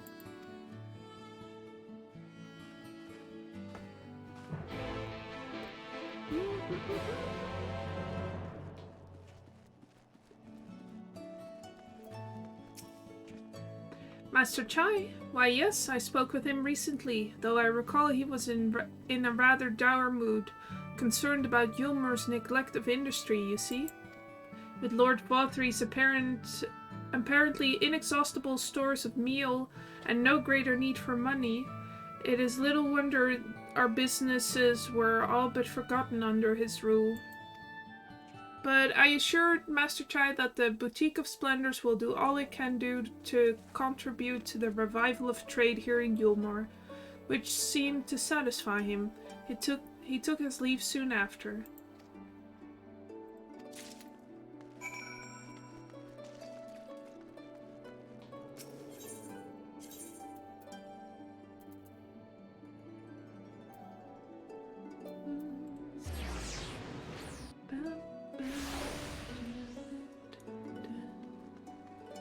Yeah, color me surprised.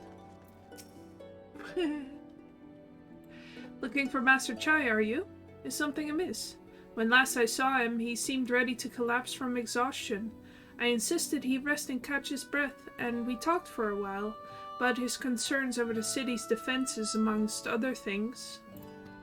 He made more than a few valid points. Many of our men are still recovering after your confrontation with Lord Vauthry, and finding General Ranjit in a heap in the middle of the plaza shook us all to the core. The man commanded no small amount of loyalty, and some of our longest-serving soldiers seemed lost without him. Indeed, a number of them left. Not that we blame you, of course.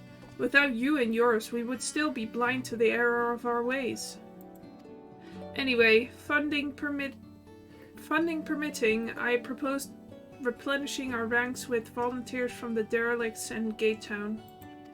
We have a duty to protect not only Yulmore, you see, but the surrounding regions of Kalusha as well. And I, for one, would welcome any man or woman willing to take up arms for that cause. Indeed, I told him as much, and he seemed relieved to hear it. It was on that note we parted ways. He headed outside, as I recall.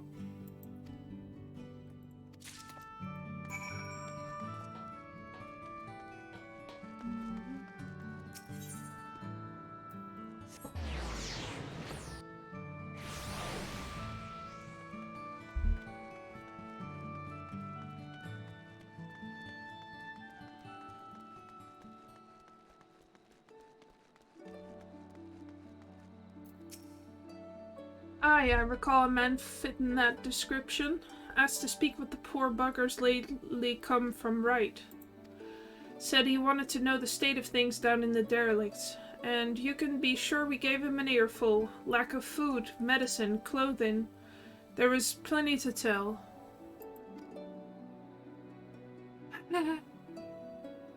We hunt high and low for whatever we can scavenge, and it's barely enough to fill our bellies. But folk here just don't just want to survive, they want to thrive. When he heard that, he started mumbling to himself. Something about finding us work, I think. Fair play to him, though. Not content with having his ears chewed about the derelicts, he asked about the other settlements and all. After that, I can't really say. Looked like he was headed for Gatetown when I last saw him. Yeah, but maybe he should have, like, told her where he was going. If he truly disappeared.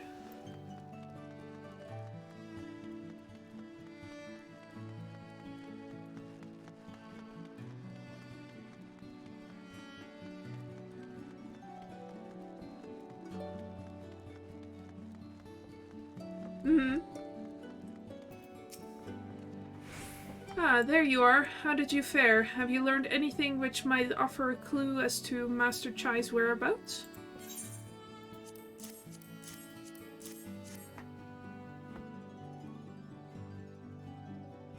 Interesting. He apparently paid a visit to the Queen Bee as well. They discussed the possibility of granting admission to customers from outside Yulmore, an idea to which the proprietor was surprisingly receptive. Sounds like he's got big plans for the place. Yulmore, I mean, not the bee. Perhaps, but the question remains, where did he go after leaving the city?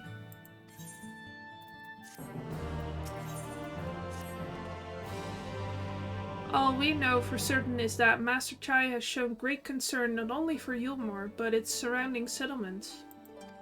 It seems logical, then, that having consulted those within the city walls, he would wish to do the same for those without. Dwashe, if you would go and make inquiries in Right, I shall do likewise in Stilltide. Gatetown I leave to you, Kaishir.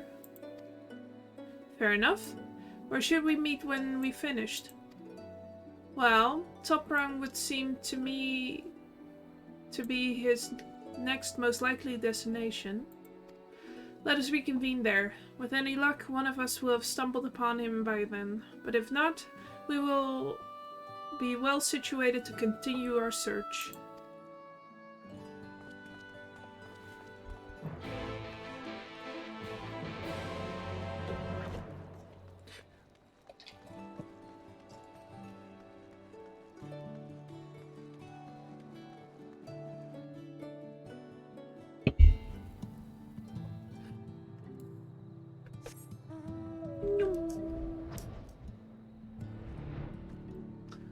Fog. Super deep fog.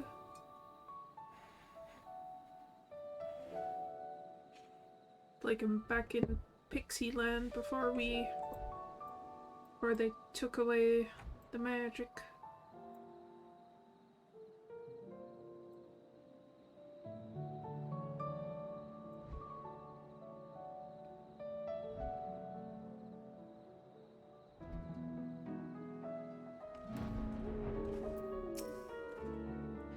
No, the name doesn't ring any bells, but there was a rather dapper-looking Mistel gentleman here not long ago. He wanted to talk about relations between Wright and Yulmore, or rather, the lack of them. We lost a great many people to their promises of meal and a chance of a lavish life among the free. And Vautry thought to take even more from us, conscripting the few able-bodied men we had left to guard his paradise. I needn't tell you what happened when the Sin Eaters came. Such things are hard to forgive. But Vautry's gone now, and we're curious to see what will become of Yulmore in his absence. The same I told your friend, Chynus, was it? And I'm sure the others said the same. Not what he wanted to hear, I suppose, because he left soon after, and that was that.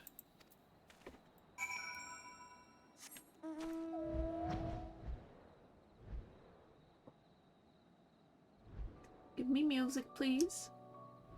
Thank you.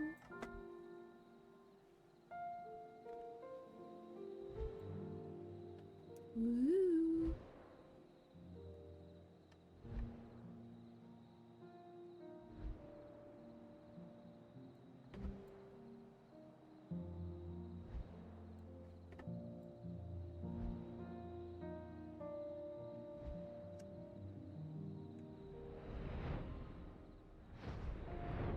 Plop.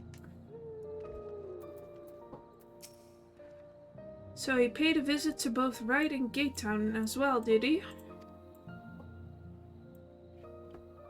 I see. Kashir and I gleaned much the same.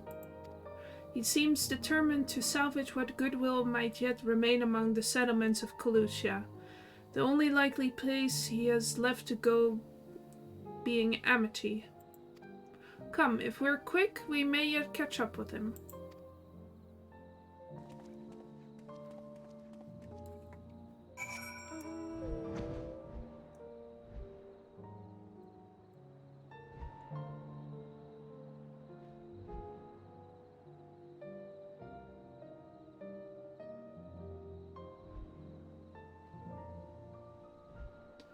There he is, Mr. Man.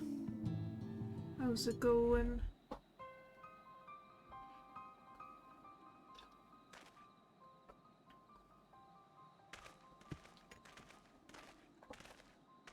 Tuashe, Alphino, Kaishir, what are you doing here? We might ask you the same, Master Chai. We've been looking all over for you. Looking for me? Whatever for? Lady Chai has been nigh inconsolable in your absence. She claims you disappeared without so much as a word, and bade us return you to her side. What in the blazes are you talking about? I left a letter for her in our chambers. Though I suppose she could have overlooked it, and when she gets an idea into her head, I can only apologize. No harm done, Master Chai, but since we are here, might I ask what compelled you to come all this way? We were told you had been elected mayor, and from what we have gathered from the nearby villages, you have been inquiring about the people's grievances. Is it safe to assume you mean to take office? Now, let's not jump to conclusions. I did seek to learn about the problems faced by the people of Colusia. That much is true, but I am by no means sure I am the man to solve them. Tackling our many challenges will require resources, and until I have secured them, it would not be right to assume the role of mayor. I see. And you believe said resources can be found here? Indeed. The people's grievances are many, but in the course of my inquiries, I have already met with several individuals willing to lend their aid in addressing them. However, there remains one individual crucial to my plans, a man whose counsel might yet make a mayor of me. With respect, such forethought is, in itself, proof of your suitability. The city needs you, Master Chai, And I am certain this man of whom you speak, whoever he may be, will reach the same conclusion. For what little it is worth, we will vouch for you should he require convincing. Whatever you need, you can count on us.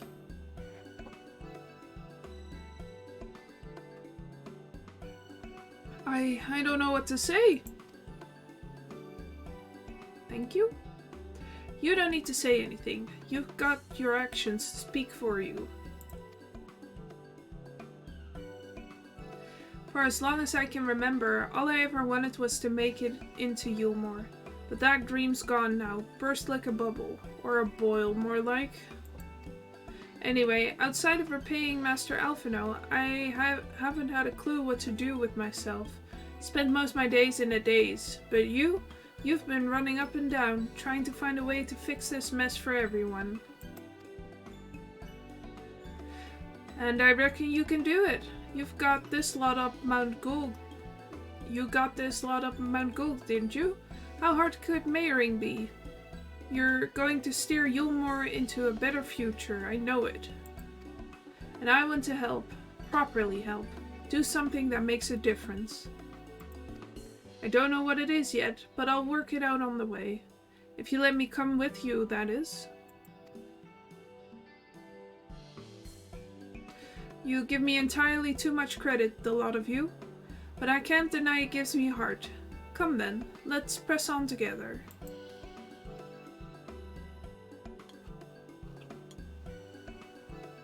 Thank you, Master Chai. But we mustn't get ahead of ourselves. Yulmore needs more than a man with good intentions, which is why I'm here, to find one with the experience needed to see the city thrive. Who is this man exactly, and are you certain he is here in Amity? Rendon is his name, and yes, he is, or was. I had scarcely begun to explain myself when he decided his time was better spent elsewhere. He served as chief advisor to Vauthry's father when he was in office. If Ranjit was the mayor's right hand, one might say Rendon was the left, and between them they kept Yulmore on the road to prosperity. The city needs more than a mere man of business, which is why I must find him. But even if you do, what makes you think he will listen? Before giving chase, might it not be wise to speak with those who know him, here in Amity? They may be able to shed some light on his reason for rejecting your overtures out of hand. Yes, I suppose that makes sense. Perhaps we should start with Tristal then. As I recall, you made rather a favorable impression on him. I'm certain he would be willing to talk to us.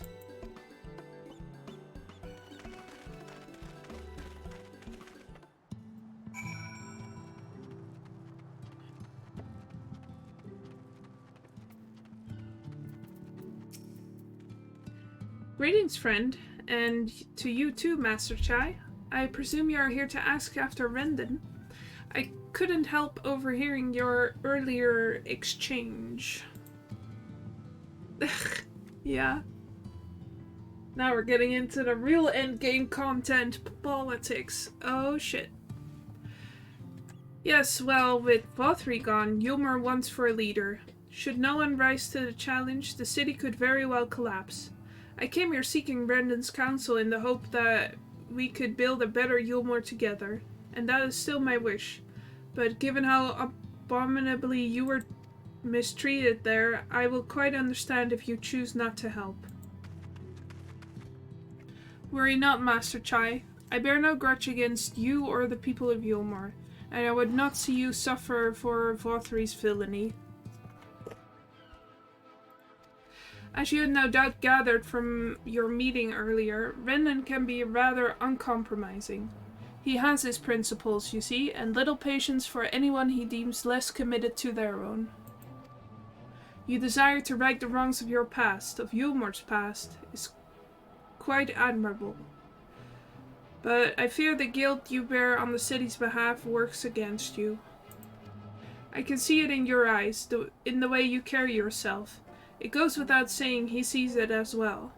You must let those feelings go, Master Chai. Be more assertive, commit to this course, and prove to him Yulmore has the resolve to change. The resolve to change. I believe he was heading towards Pit 8 when he left. If you plan to go and speak with him, I suggest you be firm and clear in your intentions. Very well, to Pit 8 we shall go, and I will not take no for an answer. Nay, not even a maybe.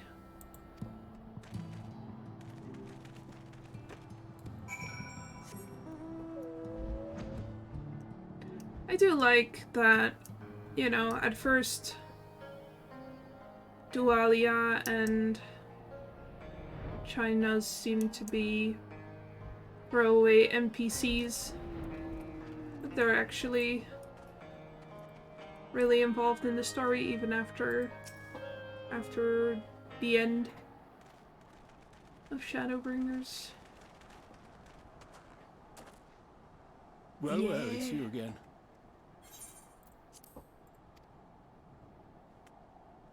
Well, I see you've invited your friends. Need them to fight your battles for you, do you? No, I didn't invite them, as it happens. Though they are indeed my friends. Well, not only mine, but every true Yulmoran's. They are the ones who awakened us to the truth, to Lord Forthry's villainy, the famous warriors of darkness. Are they now? Yes, they are. It would be no exaggeration to call them our saviors. We owe much and more to their kindness, but we cannot depend on that kindness forever. To do so would be a little different from entrusting our affairs to Lord Forthry. Nay, we must learn to stand on our own 2 feet. And I would have them present to witness my attempt. Hear, hear, Master Chai.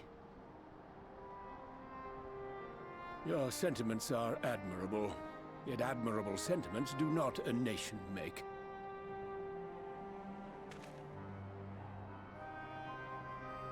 In my capacity as advisor, I once strove to build a better Yulmore. Gave honest counsel to my superiors, drafted laws for the benefit of one and all. But in time, my values fell out of favor. There was no need for them in this paradise Forthry was creating. And so I left my homeland behind. But you, Chai News, you were content to wallow in indolence under Forthry's auspices. And so I cannot help but ask myself what manner of nation you intend to build.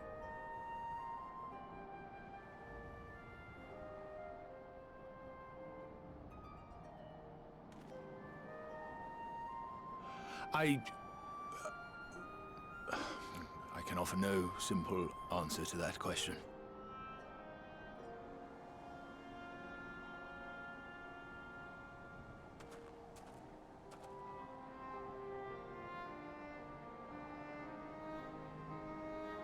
But this much I will say. It is my hope that Yulmore can become a nation which her citizens might freely choose to build together.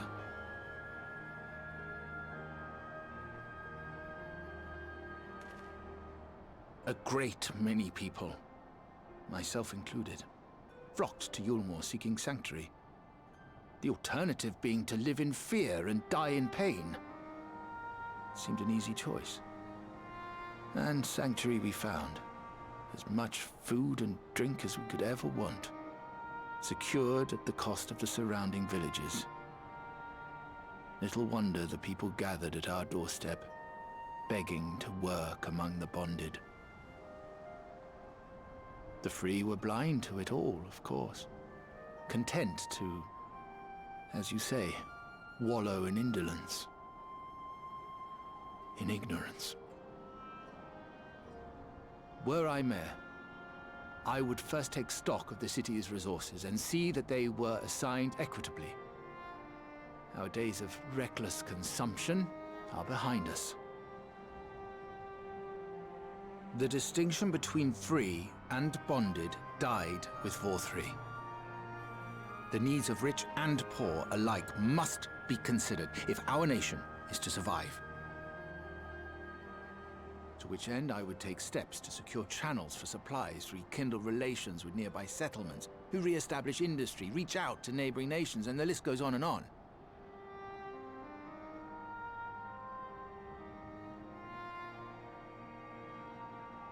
But I am no ruler, nor even a politician. I am an entrepreneur.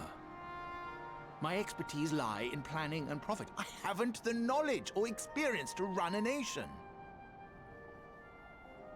Please, Rendon, will you not help me? Together, we could solve the city's problems. Build a Yulmore for the people.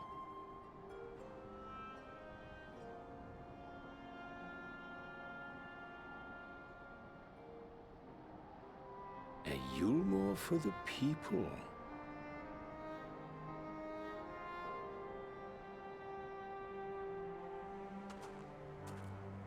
I rather like the sound of that.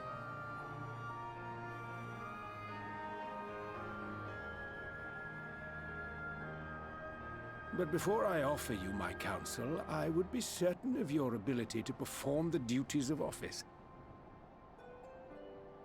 You would? You ask me to help you solve Yulmore's problems, but first I would see you solve one on your own. Accomplish that, and you will prove both to me and the people that you are a man worth following.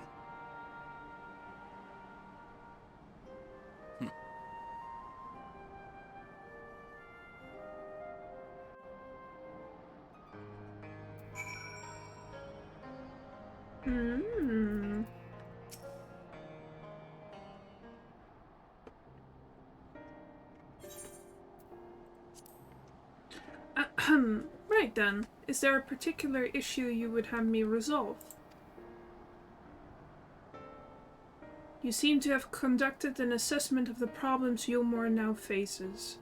I assume you will agree, therefore, that the matter of dwindling food stores is the most pressing. Ah, yes. Meal being neither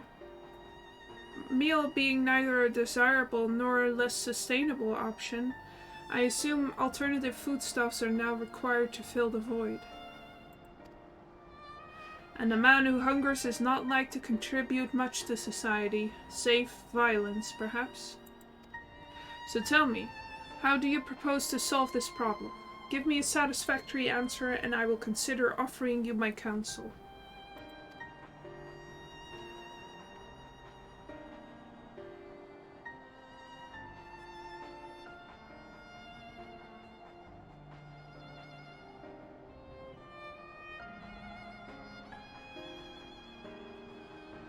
A combination of measures would seem to be in order. One to address the immediate issue of supply, and another, that of production. Go on. For the present, Yulmore's coffers can be used to purchase food from our neighbors. This would afford us time to address the underlying problem that affects us all, the long-standing neglect of agriculture. The villages that once served as sources of trade for foodstuffs must be repopulated, their means of production restored. This assumes, of course, that we can rekindle the relations with our neighbors, guarantee security and stability in the region, and most importantly, find people willing to leave the city and take up the rebuilding effort. My, think of all that by yourself, did you? Well, yes. It began as a rather abstract plan I drafted some time ago, after speaking with the peoples of Yulmore and the nearby settlements. You've impressed me, Chinos. I have? Well, that is a relief. Oh, you haven't secured my support just yet, only my attention. grand plans will not be enough to persuade the masses. If you would ask them to rebuild, you must provide them the means to do so. A fair point, Brendan, and one to which I've given much thought. I propose the use of Talos to aid in the establishment and maintenance of these settlements. Their employment should drastically improve efficiency and ultimately increase production. Talos? But Daedalus Stoneworks closed their doors years ago. Without a ready supply of the necessary equipment, the people would starve before your plans could be put into effect. Well, as the heir to Daedalus Stoneworks, it just so happens that Talos are my field of expertise. And with a little help, I'm quite certain we can acquire what we need in no time at all.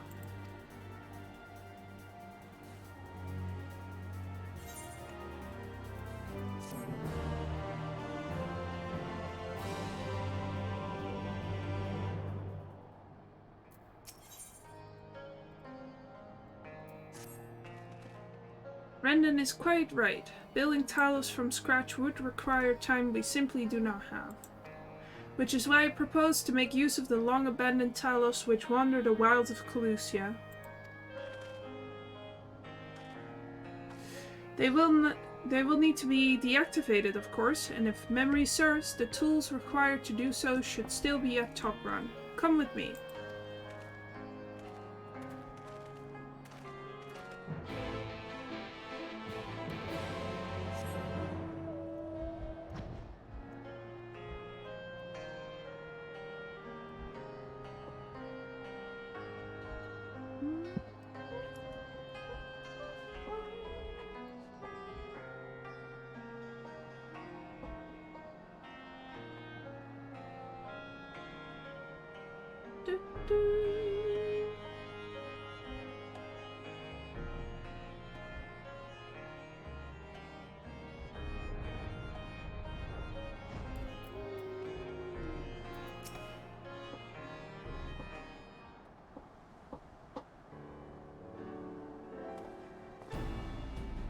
Aha, the old memory hasn't let me down. This chest contains canisters filled with a dastardly potent insulating powder, capable of halting the flow of ether in a Talos. We need only get it within throwing distance of one and let fly, thus disabling them without damaging them. Ingenious. An old trick of the trade, nothing more. Once disabled, it should be a simple enough matter to get them to march to Yulmore. More extensive repairs can wait. Ordinarily, this is where I would ask you to run along and do the deed, but as I've said before, it is high time we learn to stand on our own 2 feet. Thankfully, throwing canisters is something even I should be able to manage. Come off it, Master Chai. Even if the Talos ain't a threat, there's 101 things out there waiting to make a meal out of you.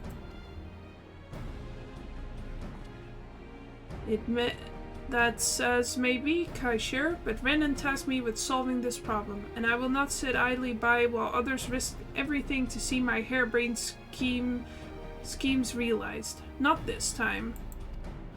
Which isn't to say the mere thought of it doesn't fill me with dread. Truth be told, I can't feel my legs. But I'm to prove I'm a man of worth following, I must lead by example. Well said, Master Chai.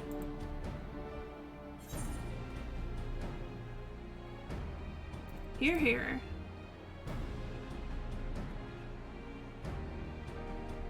Yes, well, it should go without saying that I have no intentions of dying for this. I've always preferred living to see the fruits of my labor. Yeah.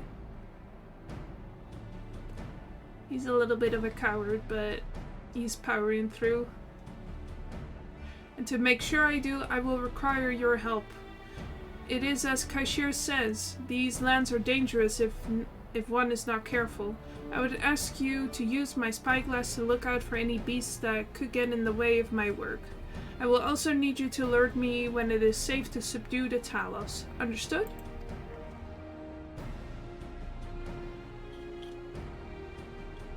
Good. Then let's be off to the quick way, through the north gate, and see if we can find a suitable vantage point for you.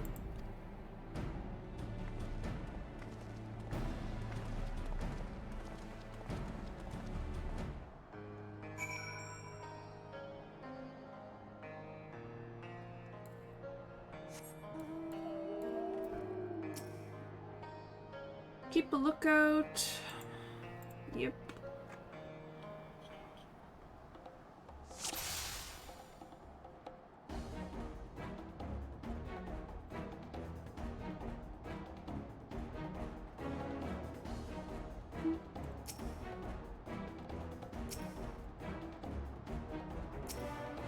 Go, go, go.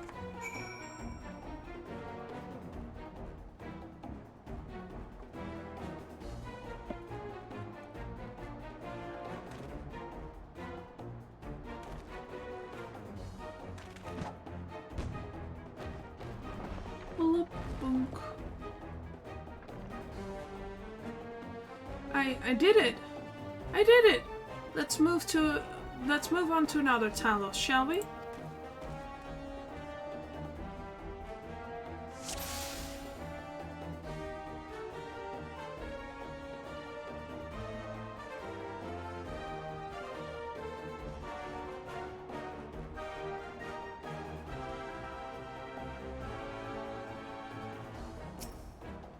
Run, run, run.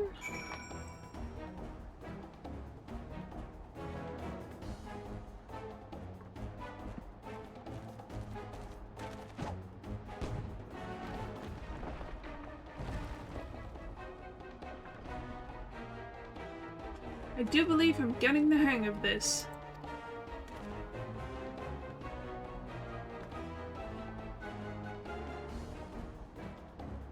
You may leave the next one to me, Dwache.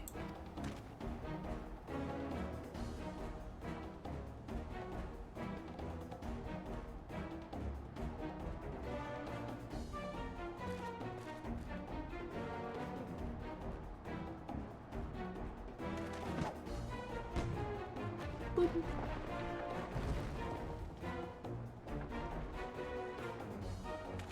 Haha, that should do it. Now we have all we need to proceed.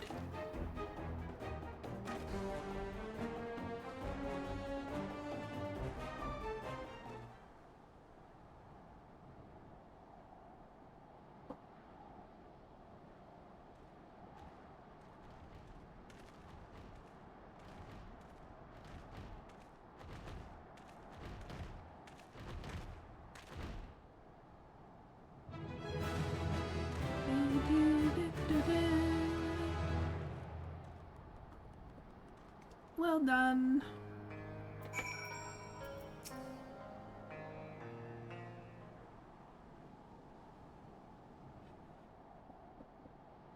I can scarcely believe it. It was a reckless, foolish plan, but somehow it worked.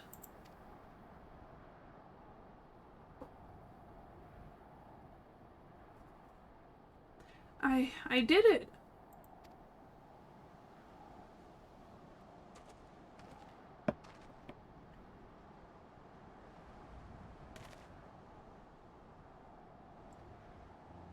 Master Chai, I believe I owe you an apology.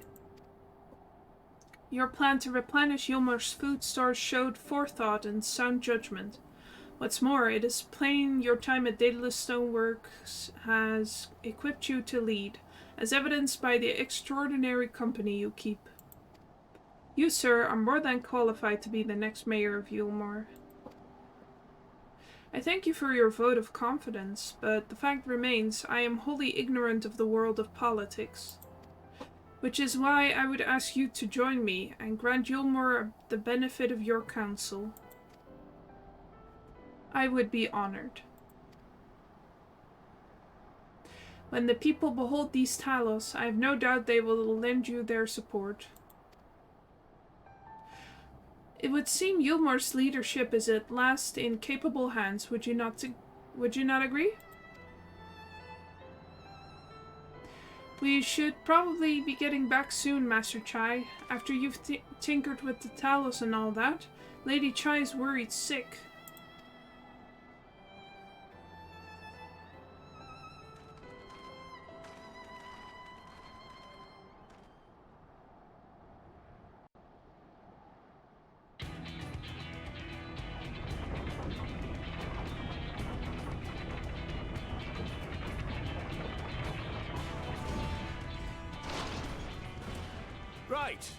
Right then, form a line and make...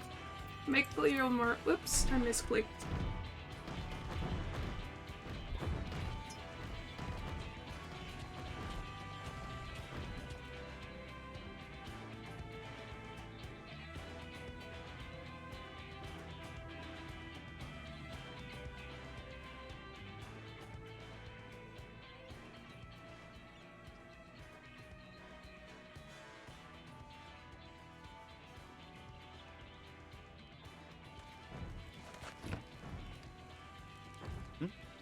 What's that noise?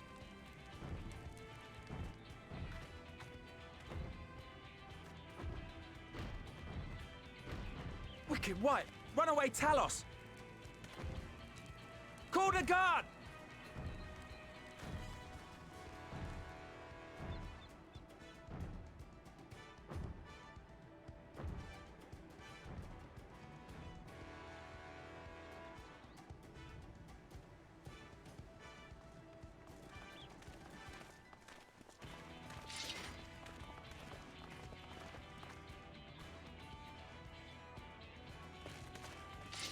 Stay back!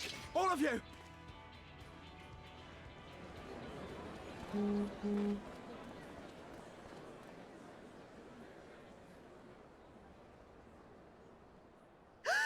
Is that...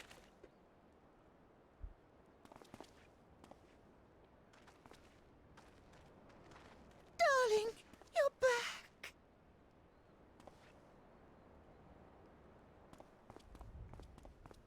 But of course I'm back. You didn't see... Dearest, I can't...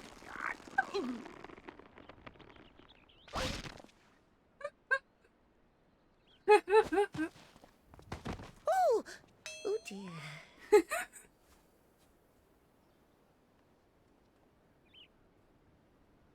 She squeezed the soul right out of him.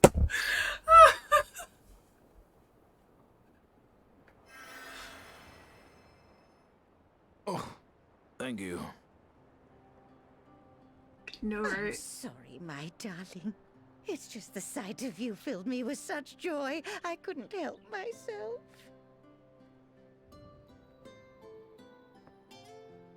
Oh, no, it's all right, dear. I should have just come out and said what it was I was intending, instead of entrusting the task to a hastily scribbled letter. Does that mean you'll do it? Well, I'm here, aren't I? I mean, not that my absence signified any unwillingness, you understand? Oh, no, naught could be further from the truth. I only left to enlist the aid of the former mayor's senior advisor. And now that I have it, I believe I am ready to take office. Oh, how wonderful!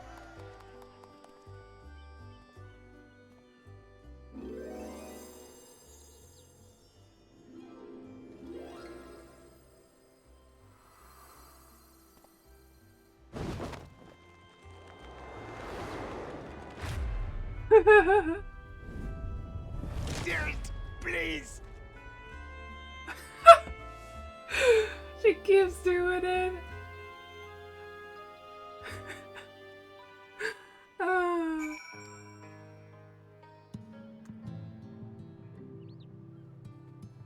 He is just her little squishy. Yeah. He's like a little stress ball.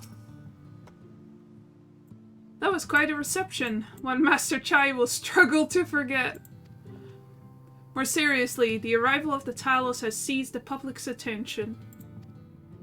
Once word is spread around Yulmore, it will be that much simpler to gather one and all so that Master Chai can make his inaugural address.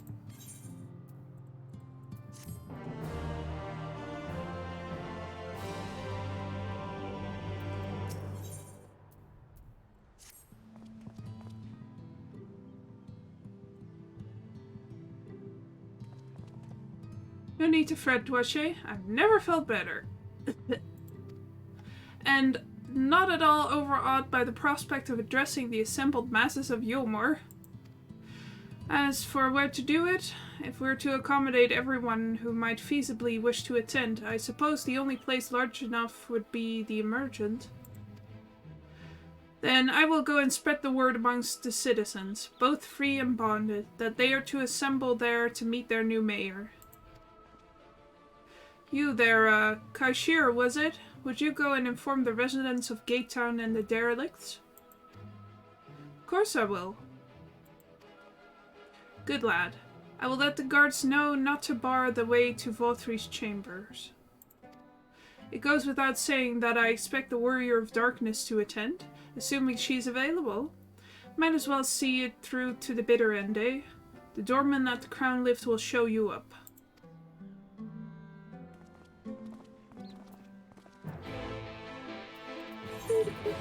Chadden. What a name.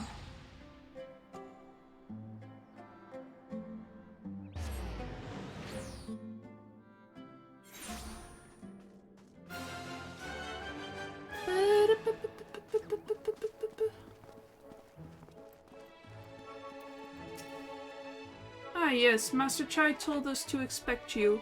The Emergent is already filling up with people of all persuasions, free and bonded, citizens and non-citizens. But for you, our guest of honor, we have reserved a place at the front. Right this way, miss.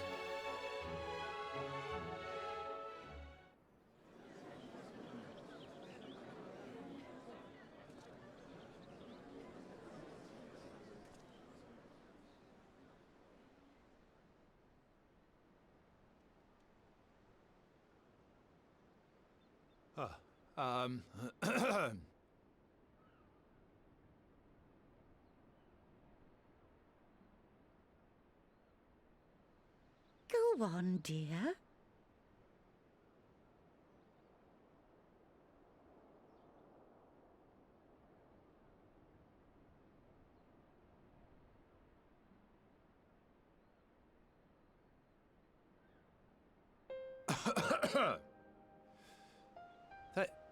Thank you all for gathering here today. But before going any further, could I ask the free citizens of Yulmore to look around?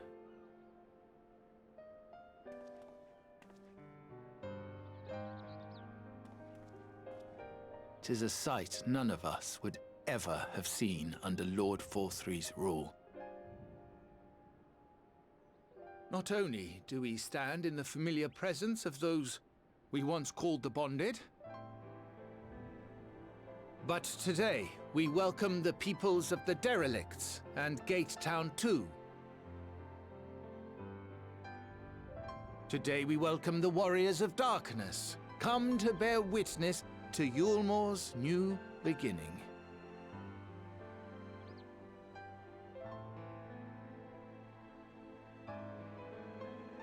As you know, an election was recently held, at the end of which I had the honor of being chosen to succeed Lord Vothri. You place great faith in me, and I promise to do my utmost to live up to your expectations, and I will seek always to carry out the duties of this office with integrity and fairness.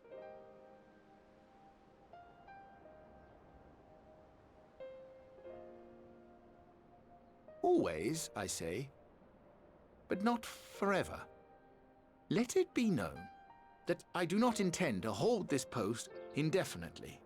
I consider myself but an acting mayor, who will serve only for the interim, while Yulmore is reshaped according to a new set of values.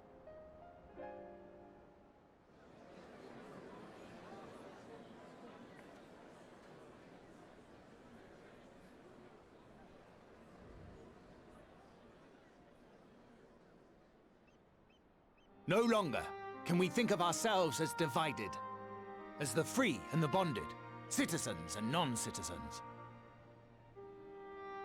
The systems put in place by Lord Vothri must be undone.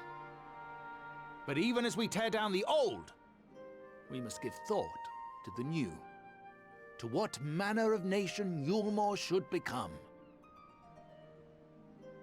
Whatever the answer may be, it cannot be decided by one man alone. And so I propose that an open forum be held, that we might all discuss how best to strive towards a better future. However, there can be no talk of the morrow unless we first address the issues of today.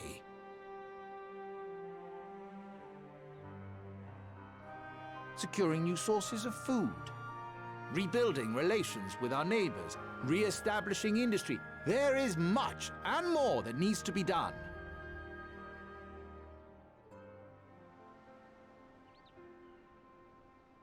Too much for a mere man of business. And so I pledge instead to do everything in my power to ensure our city's security and stability while we all work together to see these problems solved. The road before us will not be easy, and I know full well how daunting the prospect of honest labor may seem to some of you. But we must accept the reality of our circumstances. We must move forward.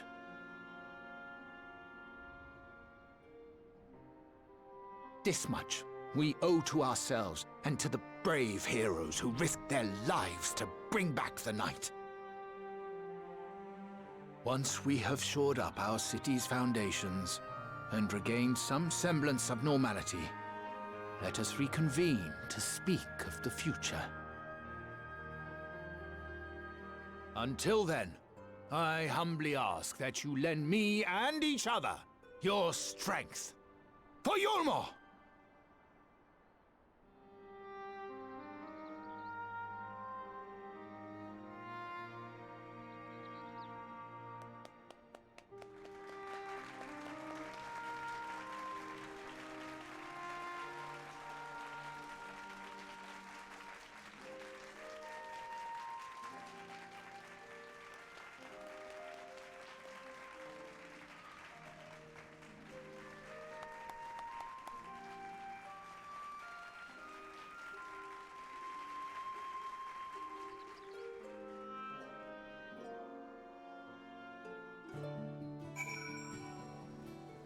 Aw, look at that. Who would have guessed? When we first met him.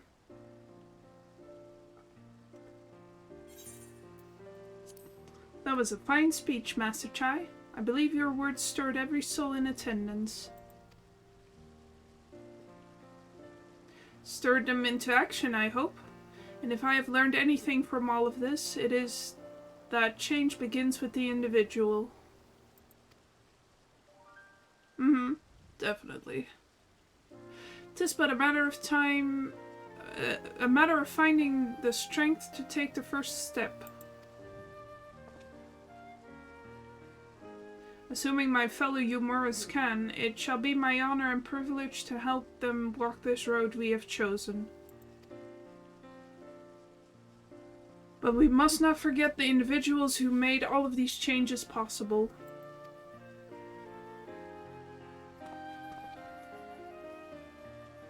Were it within my power, I would carve a tribute to your heroism into the very stone upon which this city stands.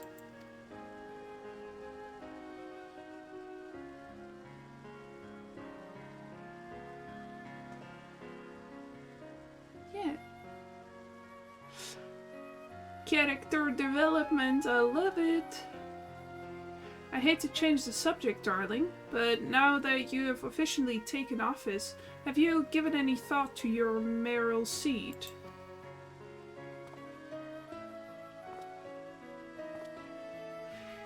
We will not be moving into the Emergent, dearest. It's too big, for one thing, and too far from the people for another. We will retain our current residence, and I will govern here in the parlor. Oh, I was hoping you'd say that. I much prefer the view from the parlor. Begging your pardon, Master Chai. Have you got time for a word?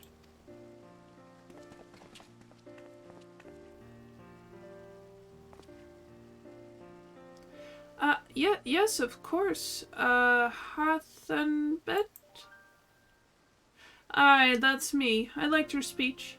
But there's folk outside these walls as don't even have enough food to last till tomorrow, and more who are counting their crumbs.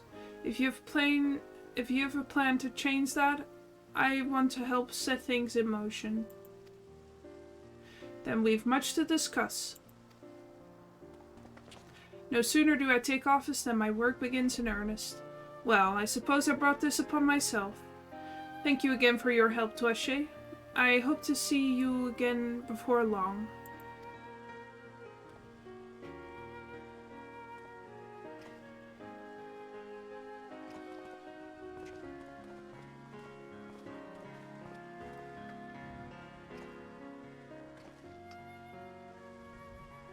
What a day! I don't know what it means exactly, but I do know I've got plenty to think about. I sense we all have a great deal to consider. I had resolved to remain here until such time as Yulmore's future was secured, but it is clear to me now that the city is in capable hands.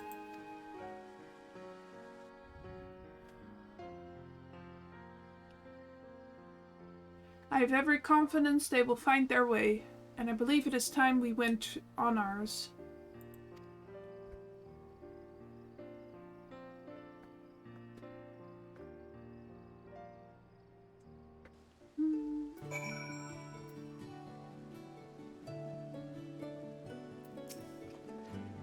So Alphino's leaving too, is he? Seems like everyone's moving on. Everything's changing.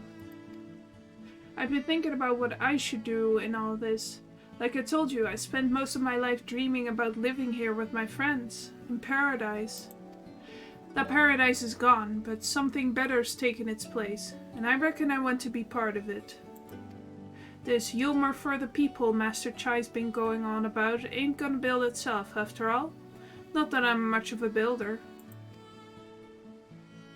Me and my friends will find a way to make a difference, though. Help keep things changing for the better. A far nobler dream than the one to which you clung before, and one I am happy to say we share. Whatever path you choose, I will pray for your success. Well, when you put it like that, there's no going back now, is there? We've got a few ideas on how we can do our bit. Just a matter of taking the first step.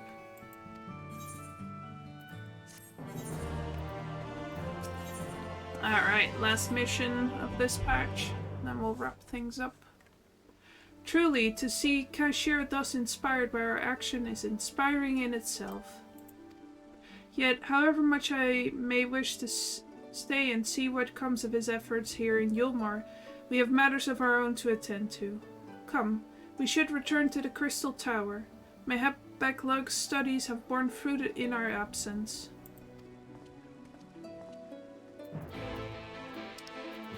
Vows of virtue, deeds of cruelty. That's the patch name. I do like that they're pretty much always either the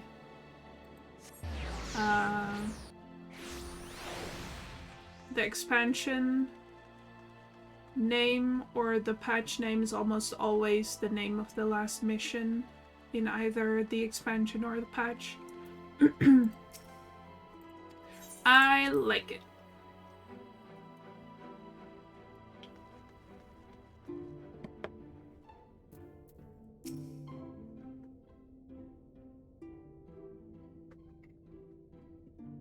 Welcome back.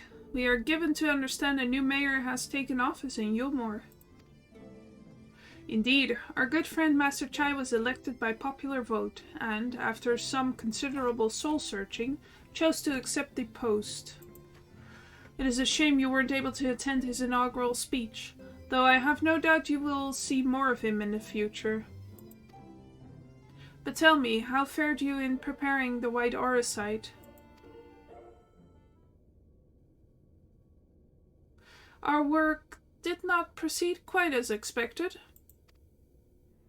In your absence, we had a frank discussion on the principles of soul transference, and concluded at length that white auracite was ill-suited for our purposes. But Urianche, did you not say that compared to the massy souls of an Ashen, the stone could house one of ours with ease? That I did, and armed as we are with Becklug's invaluable insight, 'twould indeed prove a trifling matter, were we to disregard the inviolable link twixt mind and soul. A link which would, we did belatedly realize, be weakened most perilously in the process of rendering our souls dormant, as our sight doth require. Thus, the shedding of these fleshly simulacra and the surfeit of ether which compriseth them would in all likelihood deprive us of our psyches as well. It would, theoretically, be possible to channel your minds into the auracite instead, but we would more than likely sacrifice your souls in the process. Which is why we have abandoned that plan, and instead devoted our time to finding a means by which mind and soul might be transported together. Then we are no closer to a solution than when we first began. It is a vexing conundrum indeed, but one for which the Crystal Exarch has posited a most intriguing solution. When our discussions turned to the transference of memories and the psyche, I could not help but be reminded of a technique with which I have personal experience. Tuashe, do you recall what we learned of my eyes from our encounter with Doga and Une? I speak of the royal eye of the Allagan imperial line, gifted to my forebears through the blood and memories of the ancient Allagans. It is by this gift that I am able to control the Crystal Tower.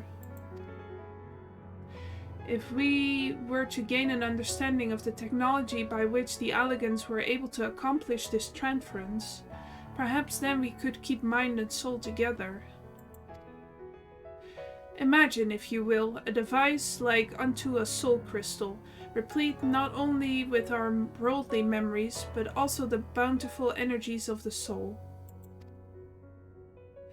That is our current avenue of investigation, and we will follow it wheresoever it leads.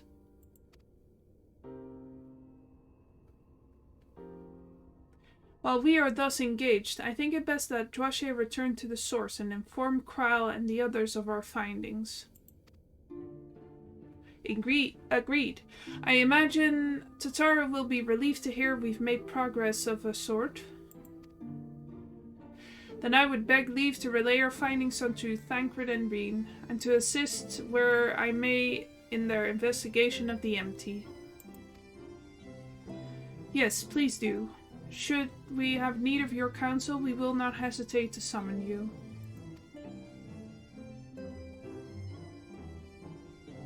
Bye!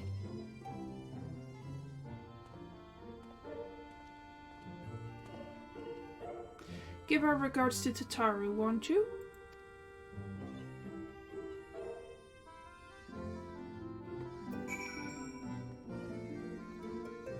Bye! Ha!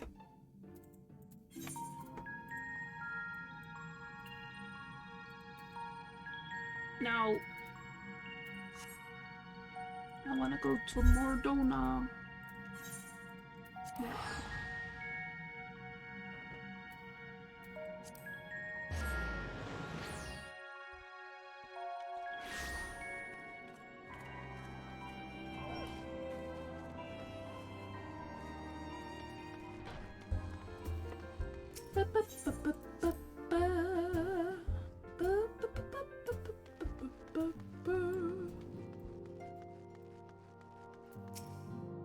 Tuashe, you're back! How did everything go in the first? Wait, don't tell me. Cry will be here shortly, and she'll want to hear it too. She's just tending to the others. Their bodies, I mean. Gods, I don't think I'll ever get used to saying that. Anyway, you can tell us everything the moment she gets here. Upon speaking with Tataru, several cutscenes will play in sequence. Okay, let's go. I am a bit sleepy. So it's good that this is the last mission we do. Sorry to keep you waiting. I've carried out the treatment as per Master Matoya's instructions. It should slow the destabilization of their corporeal ether quite significantly. But tell me, how fare our friends in the First?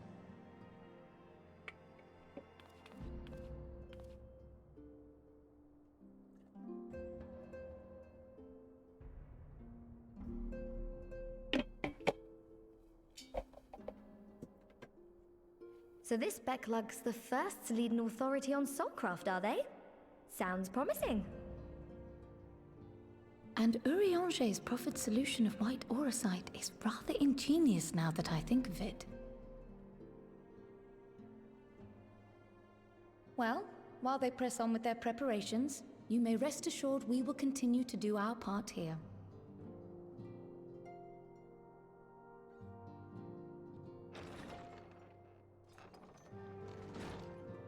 Oh, you're back.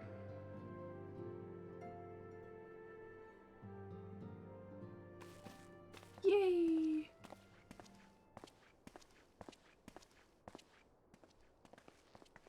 Amen. And none the worse for wear, I see.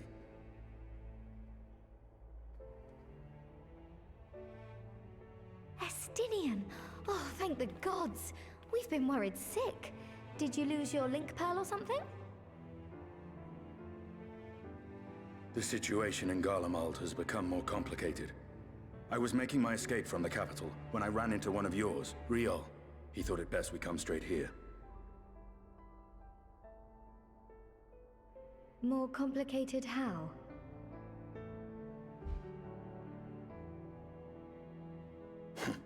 Where to begin?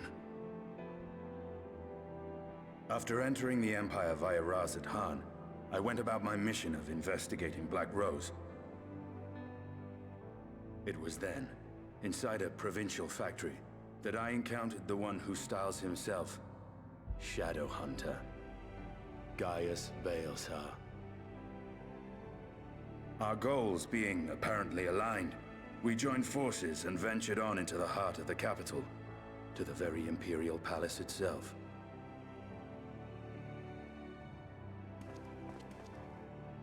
There, we found a man whom all assumed dead.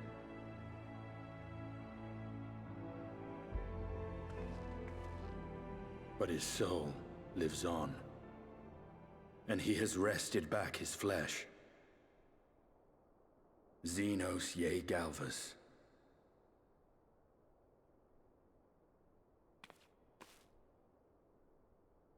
Nor did the surprises end there.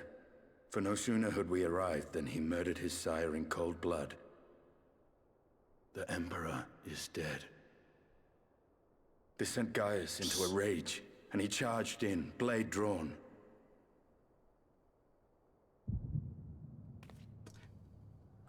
Oh!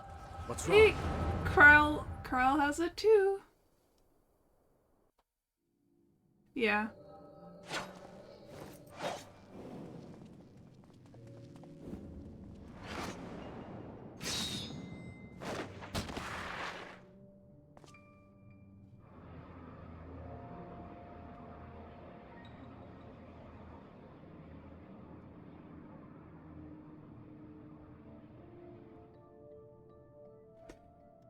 I've seen him in action, his body at least. You will not best him alone. Nay, death will not come easily to that thing. If you would join me, then by all means. For what good it will do.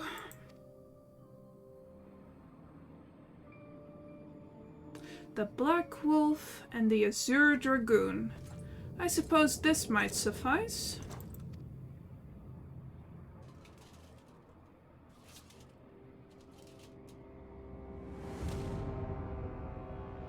come then.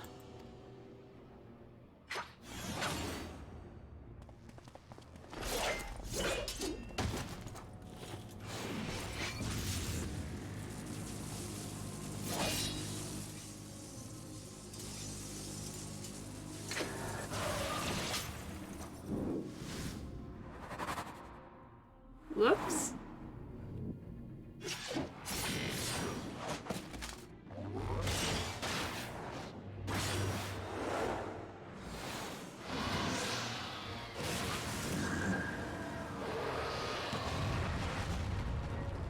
Top 10 anime battles of all time.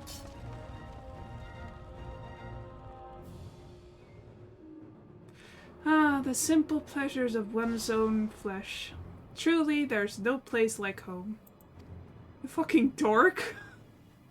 Abomination. Whatever he is, Dwache was barely a match for him. If we stay here much longer... Emperor Varus, your radiance, are you alright? We may wear out our welcome.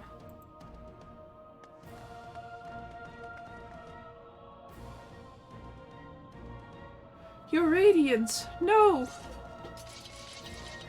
Ah, must even the most middling of sport be spoiled. The world conspires to bore me. But I have no cause to remain. I leave these vermin to you. Xenos! Bye!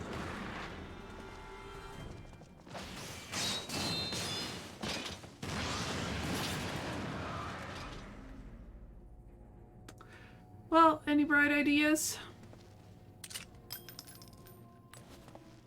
Just one.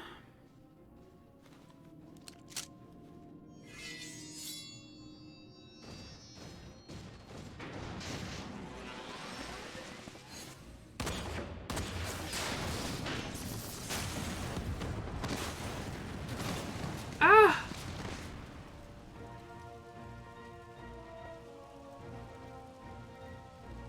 Run, run, run. Your radiance. The intruders have taken flight. I repeat, the intruders have taken flight. Deploy all available Magitech armor. We cannot let them escape.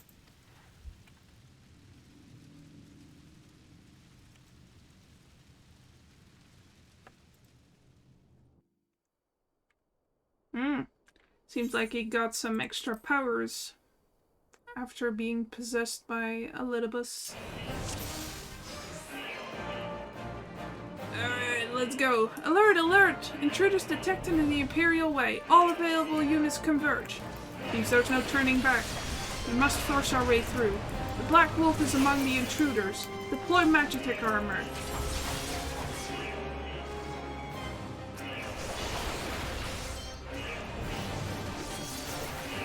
There they are! Stop them!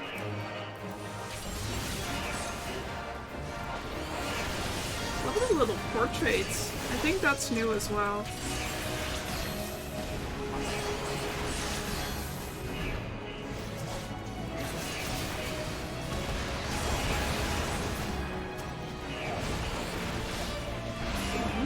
Let's keep moving.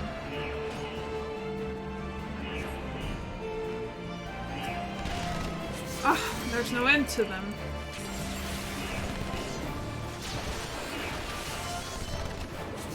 You want to escape, Gaius Belsar? You will pay for your crimes, traitor. I was wondering when the Imperial Guard would appear. Focus on the Magitech armor first.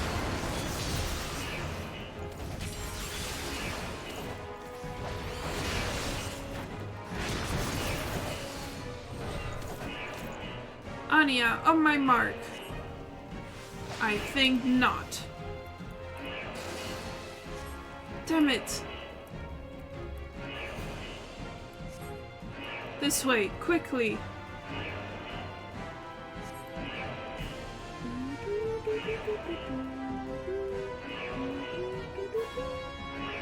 We make ourselves easy marks by moving together. I suggest we split up.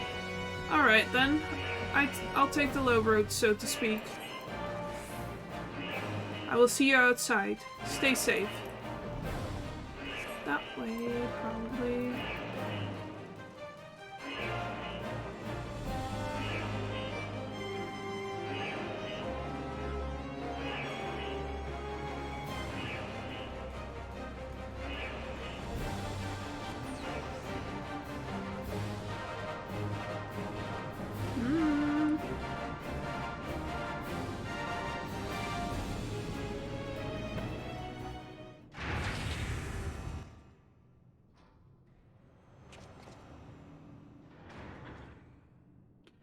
Well, someone's been busy.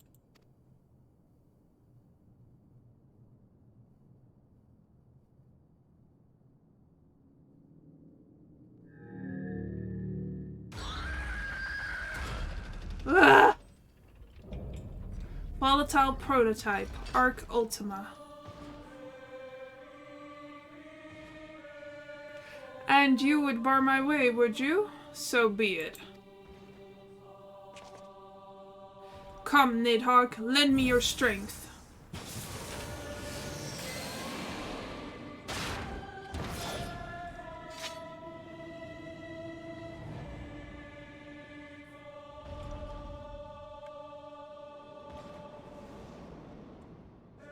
Oh boy.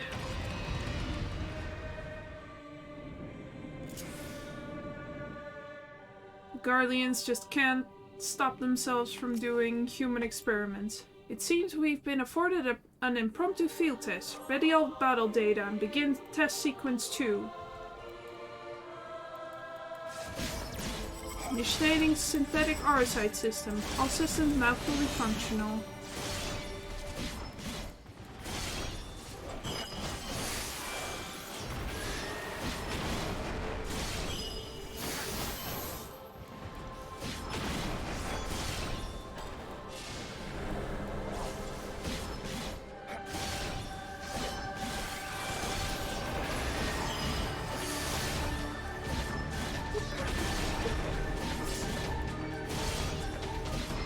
We haven't much time. I said ready to battle data, damn you.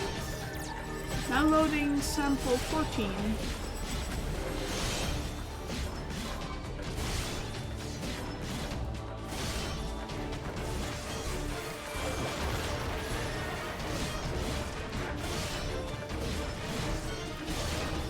If you would bar my way, then you will feel the fury of Nidhogg.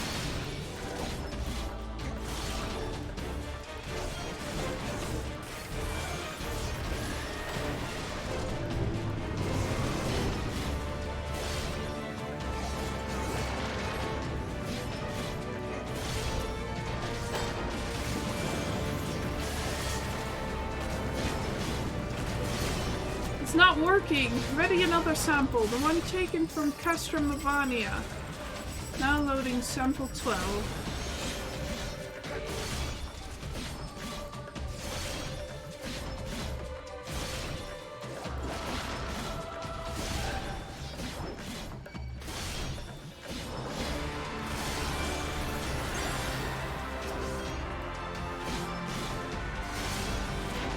Aye.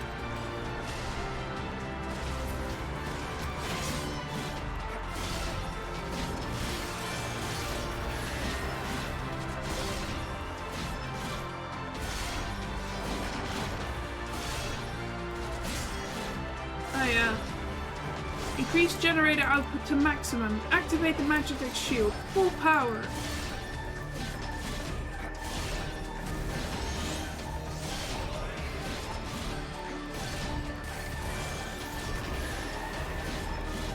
It works! It works! Haha! Arc Ultima is unstoppable. Unstoppable? We shall see about that. Unleash the wrath of Nidhogg upon the Guardians. Nidhogg, show them your fury.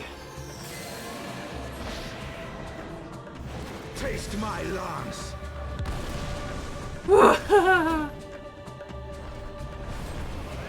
Cool. Cool guys don't look at explosions.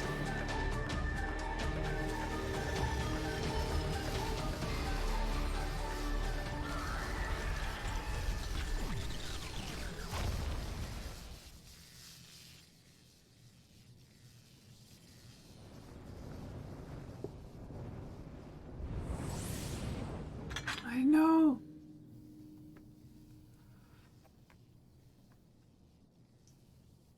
Guardians and their machina. Now, where are you guys?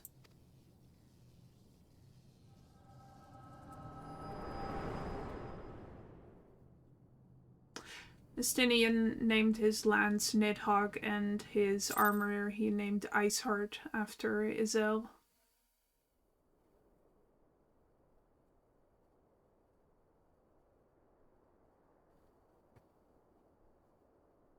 I know. He's such a goober.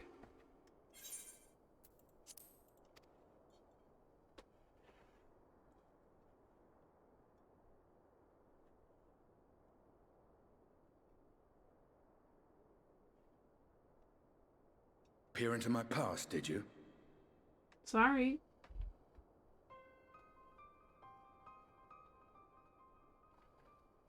Well, I didn't quite relive the experience as you did, but I bore witness to it all.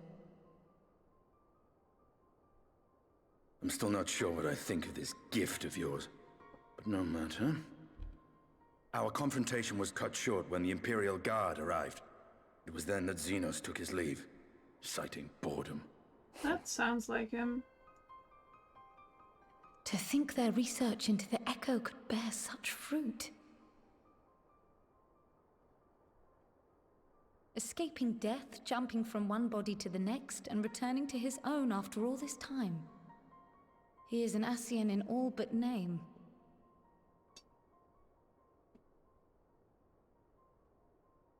It beggars belief, aye.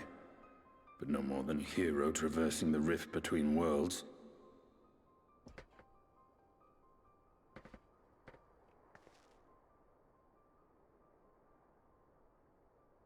My concerns are far more prosaic.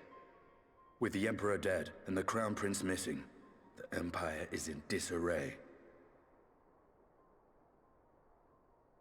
Until order is restored, assuming it even possible, we needn't fear an Imperial reprisal. And for reasons of his own, Xenos took it upon himself to rid the world of Black Rose. Riol has already gone to apprise the Alliance leaders of these developments. We may leave the matter in their hands for now.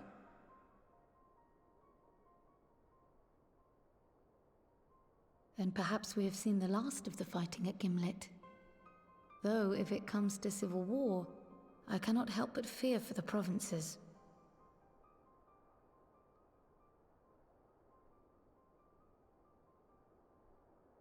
Ah, I'd nearly forgotten to ask. What became of Gaius? Did he not escape with you?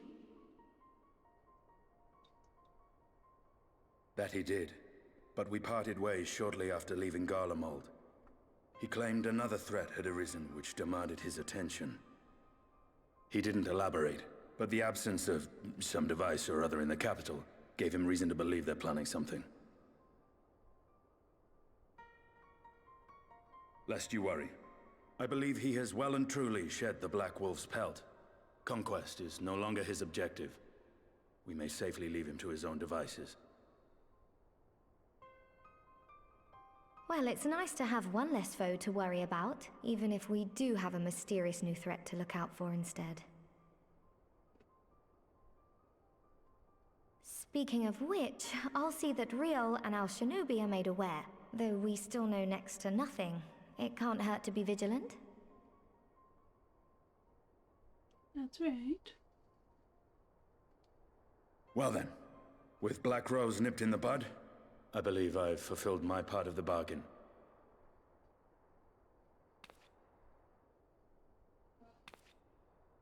That's true, but with the Archon still slumbering away, we were hoping you might agree to stay with us for a little bit longer.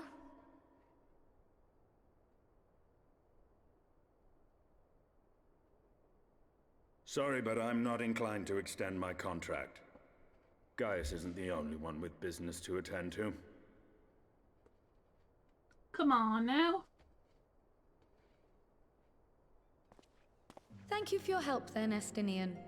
I see why Alphino admires you so.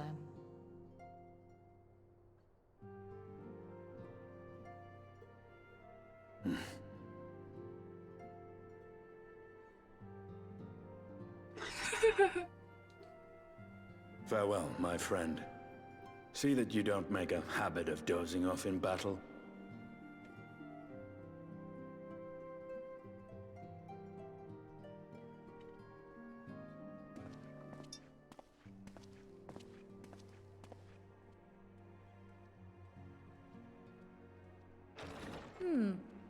I suppose we should all be getting on then. As ever, we will see to the Archon's needs. In the meantime, why not get some rest? You've more than earned it. Go on.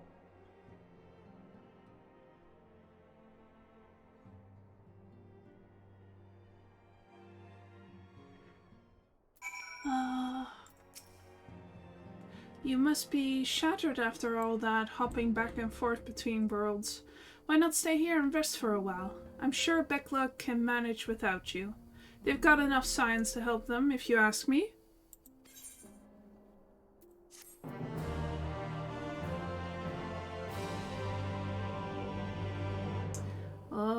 Last cutscene, I think.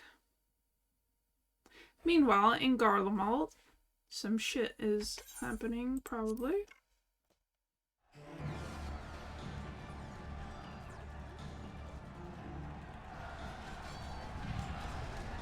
Traitors, you would dare deny Lord Nerva the throne? Oh, that is Xenos' cousin, I believe. Yeah. Ah!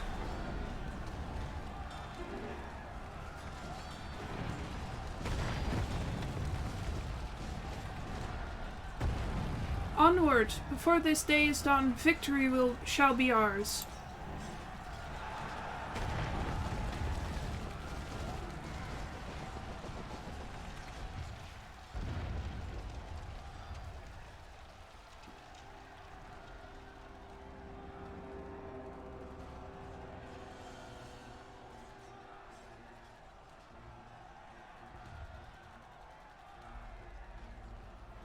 Boring, boring, boring. Do you think? I find it amusing, like dogs herding cattle to the slaughterhouse.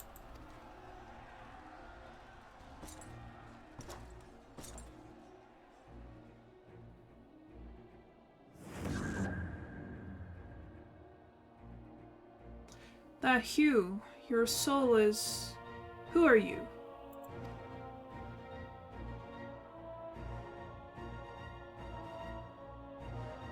Before your majesty, I am but another dog, lost in want of a new master. A hunting dog, if you should wish it so. For I know full well the prey you would seek next. Zodiarch.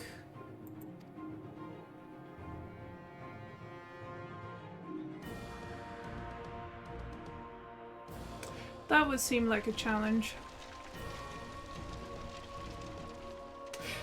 Oh, you know, I thought of something that occurred to me just randomly while I was playing. Oh, wait. Meanwhile, in Yulmarin the First. Why don't we just lock Xenos and Sadu from the Dothal tribe in a room together? They could figure something out. Did you hear? The mayor's reopening Daedalus Stoneworks and they're looking for laborers. They both love to fight. That'll be a challenge. There's talk of resettling some of the old abandoned villages too. They're even laying on free Talos to help anyone willing to make the move. Free Talos? Ha! We'd best get packing. Steady work, board and lodging. If that's not a recipe for hope, I don't know what is.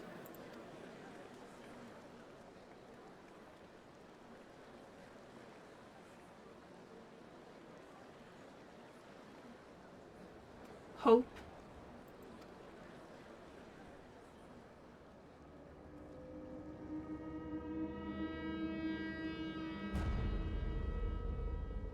Yes, so long as I yet live, I would see that feeble flame rekindled.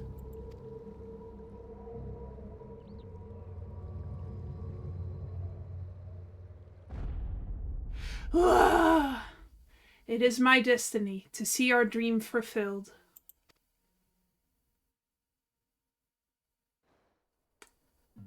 Who's that guy? He looked familiar.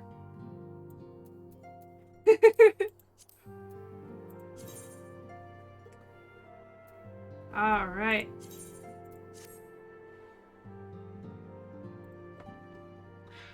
It sure looked... Okay, I'll just tell you, he looks exactly like Artbird.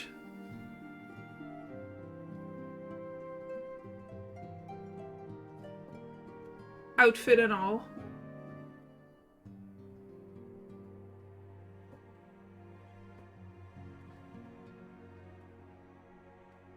It was in, No,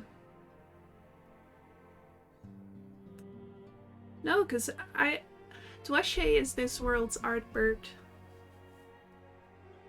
Because he is a piece of her soul.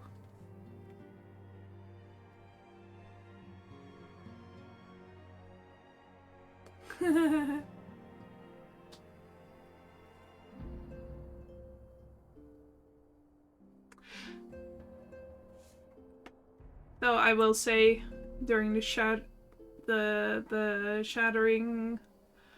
the sundering, Dweshe got all the swaggy, sexy jeans.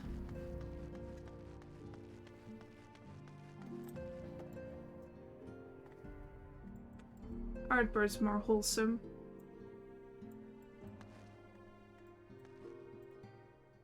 Dweshe is too, but just look at that. Look at her.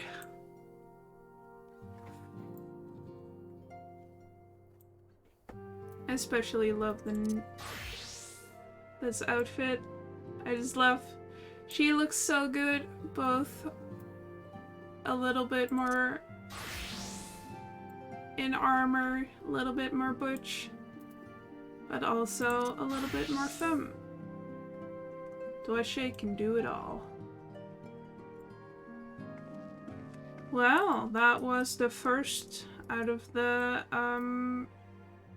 6 patches that we have, I think. 6? Let me check.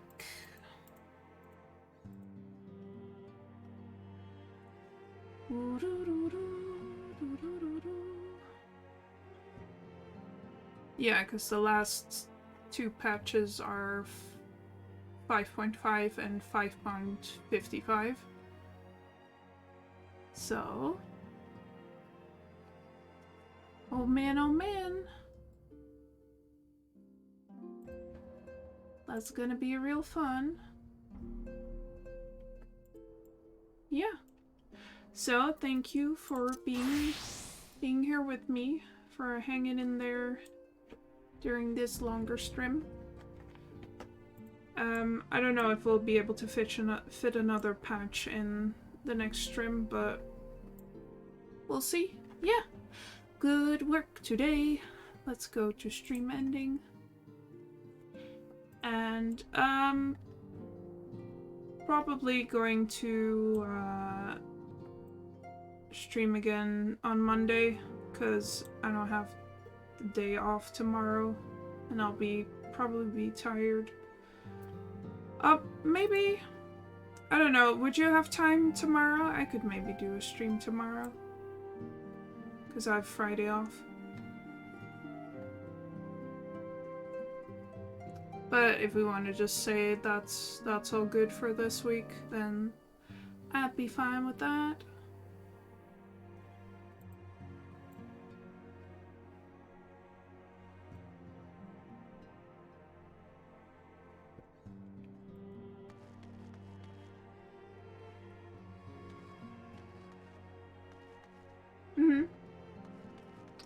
Yeah. I mean, if you don't mind, I don't mind either, but maybe let's just say then Monday, because I might just be super tired after tomorrow. Because I'll have to stand all day, pretty much.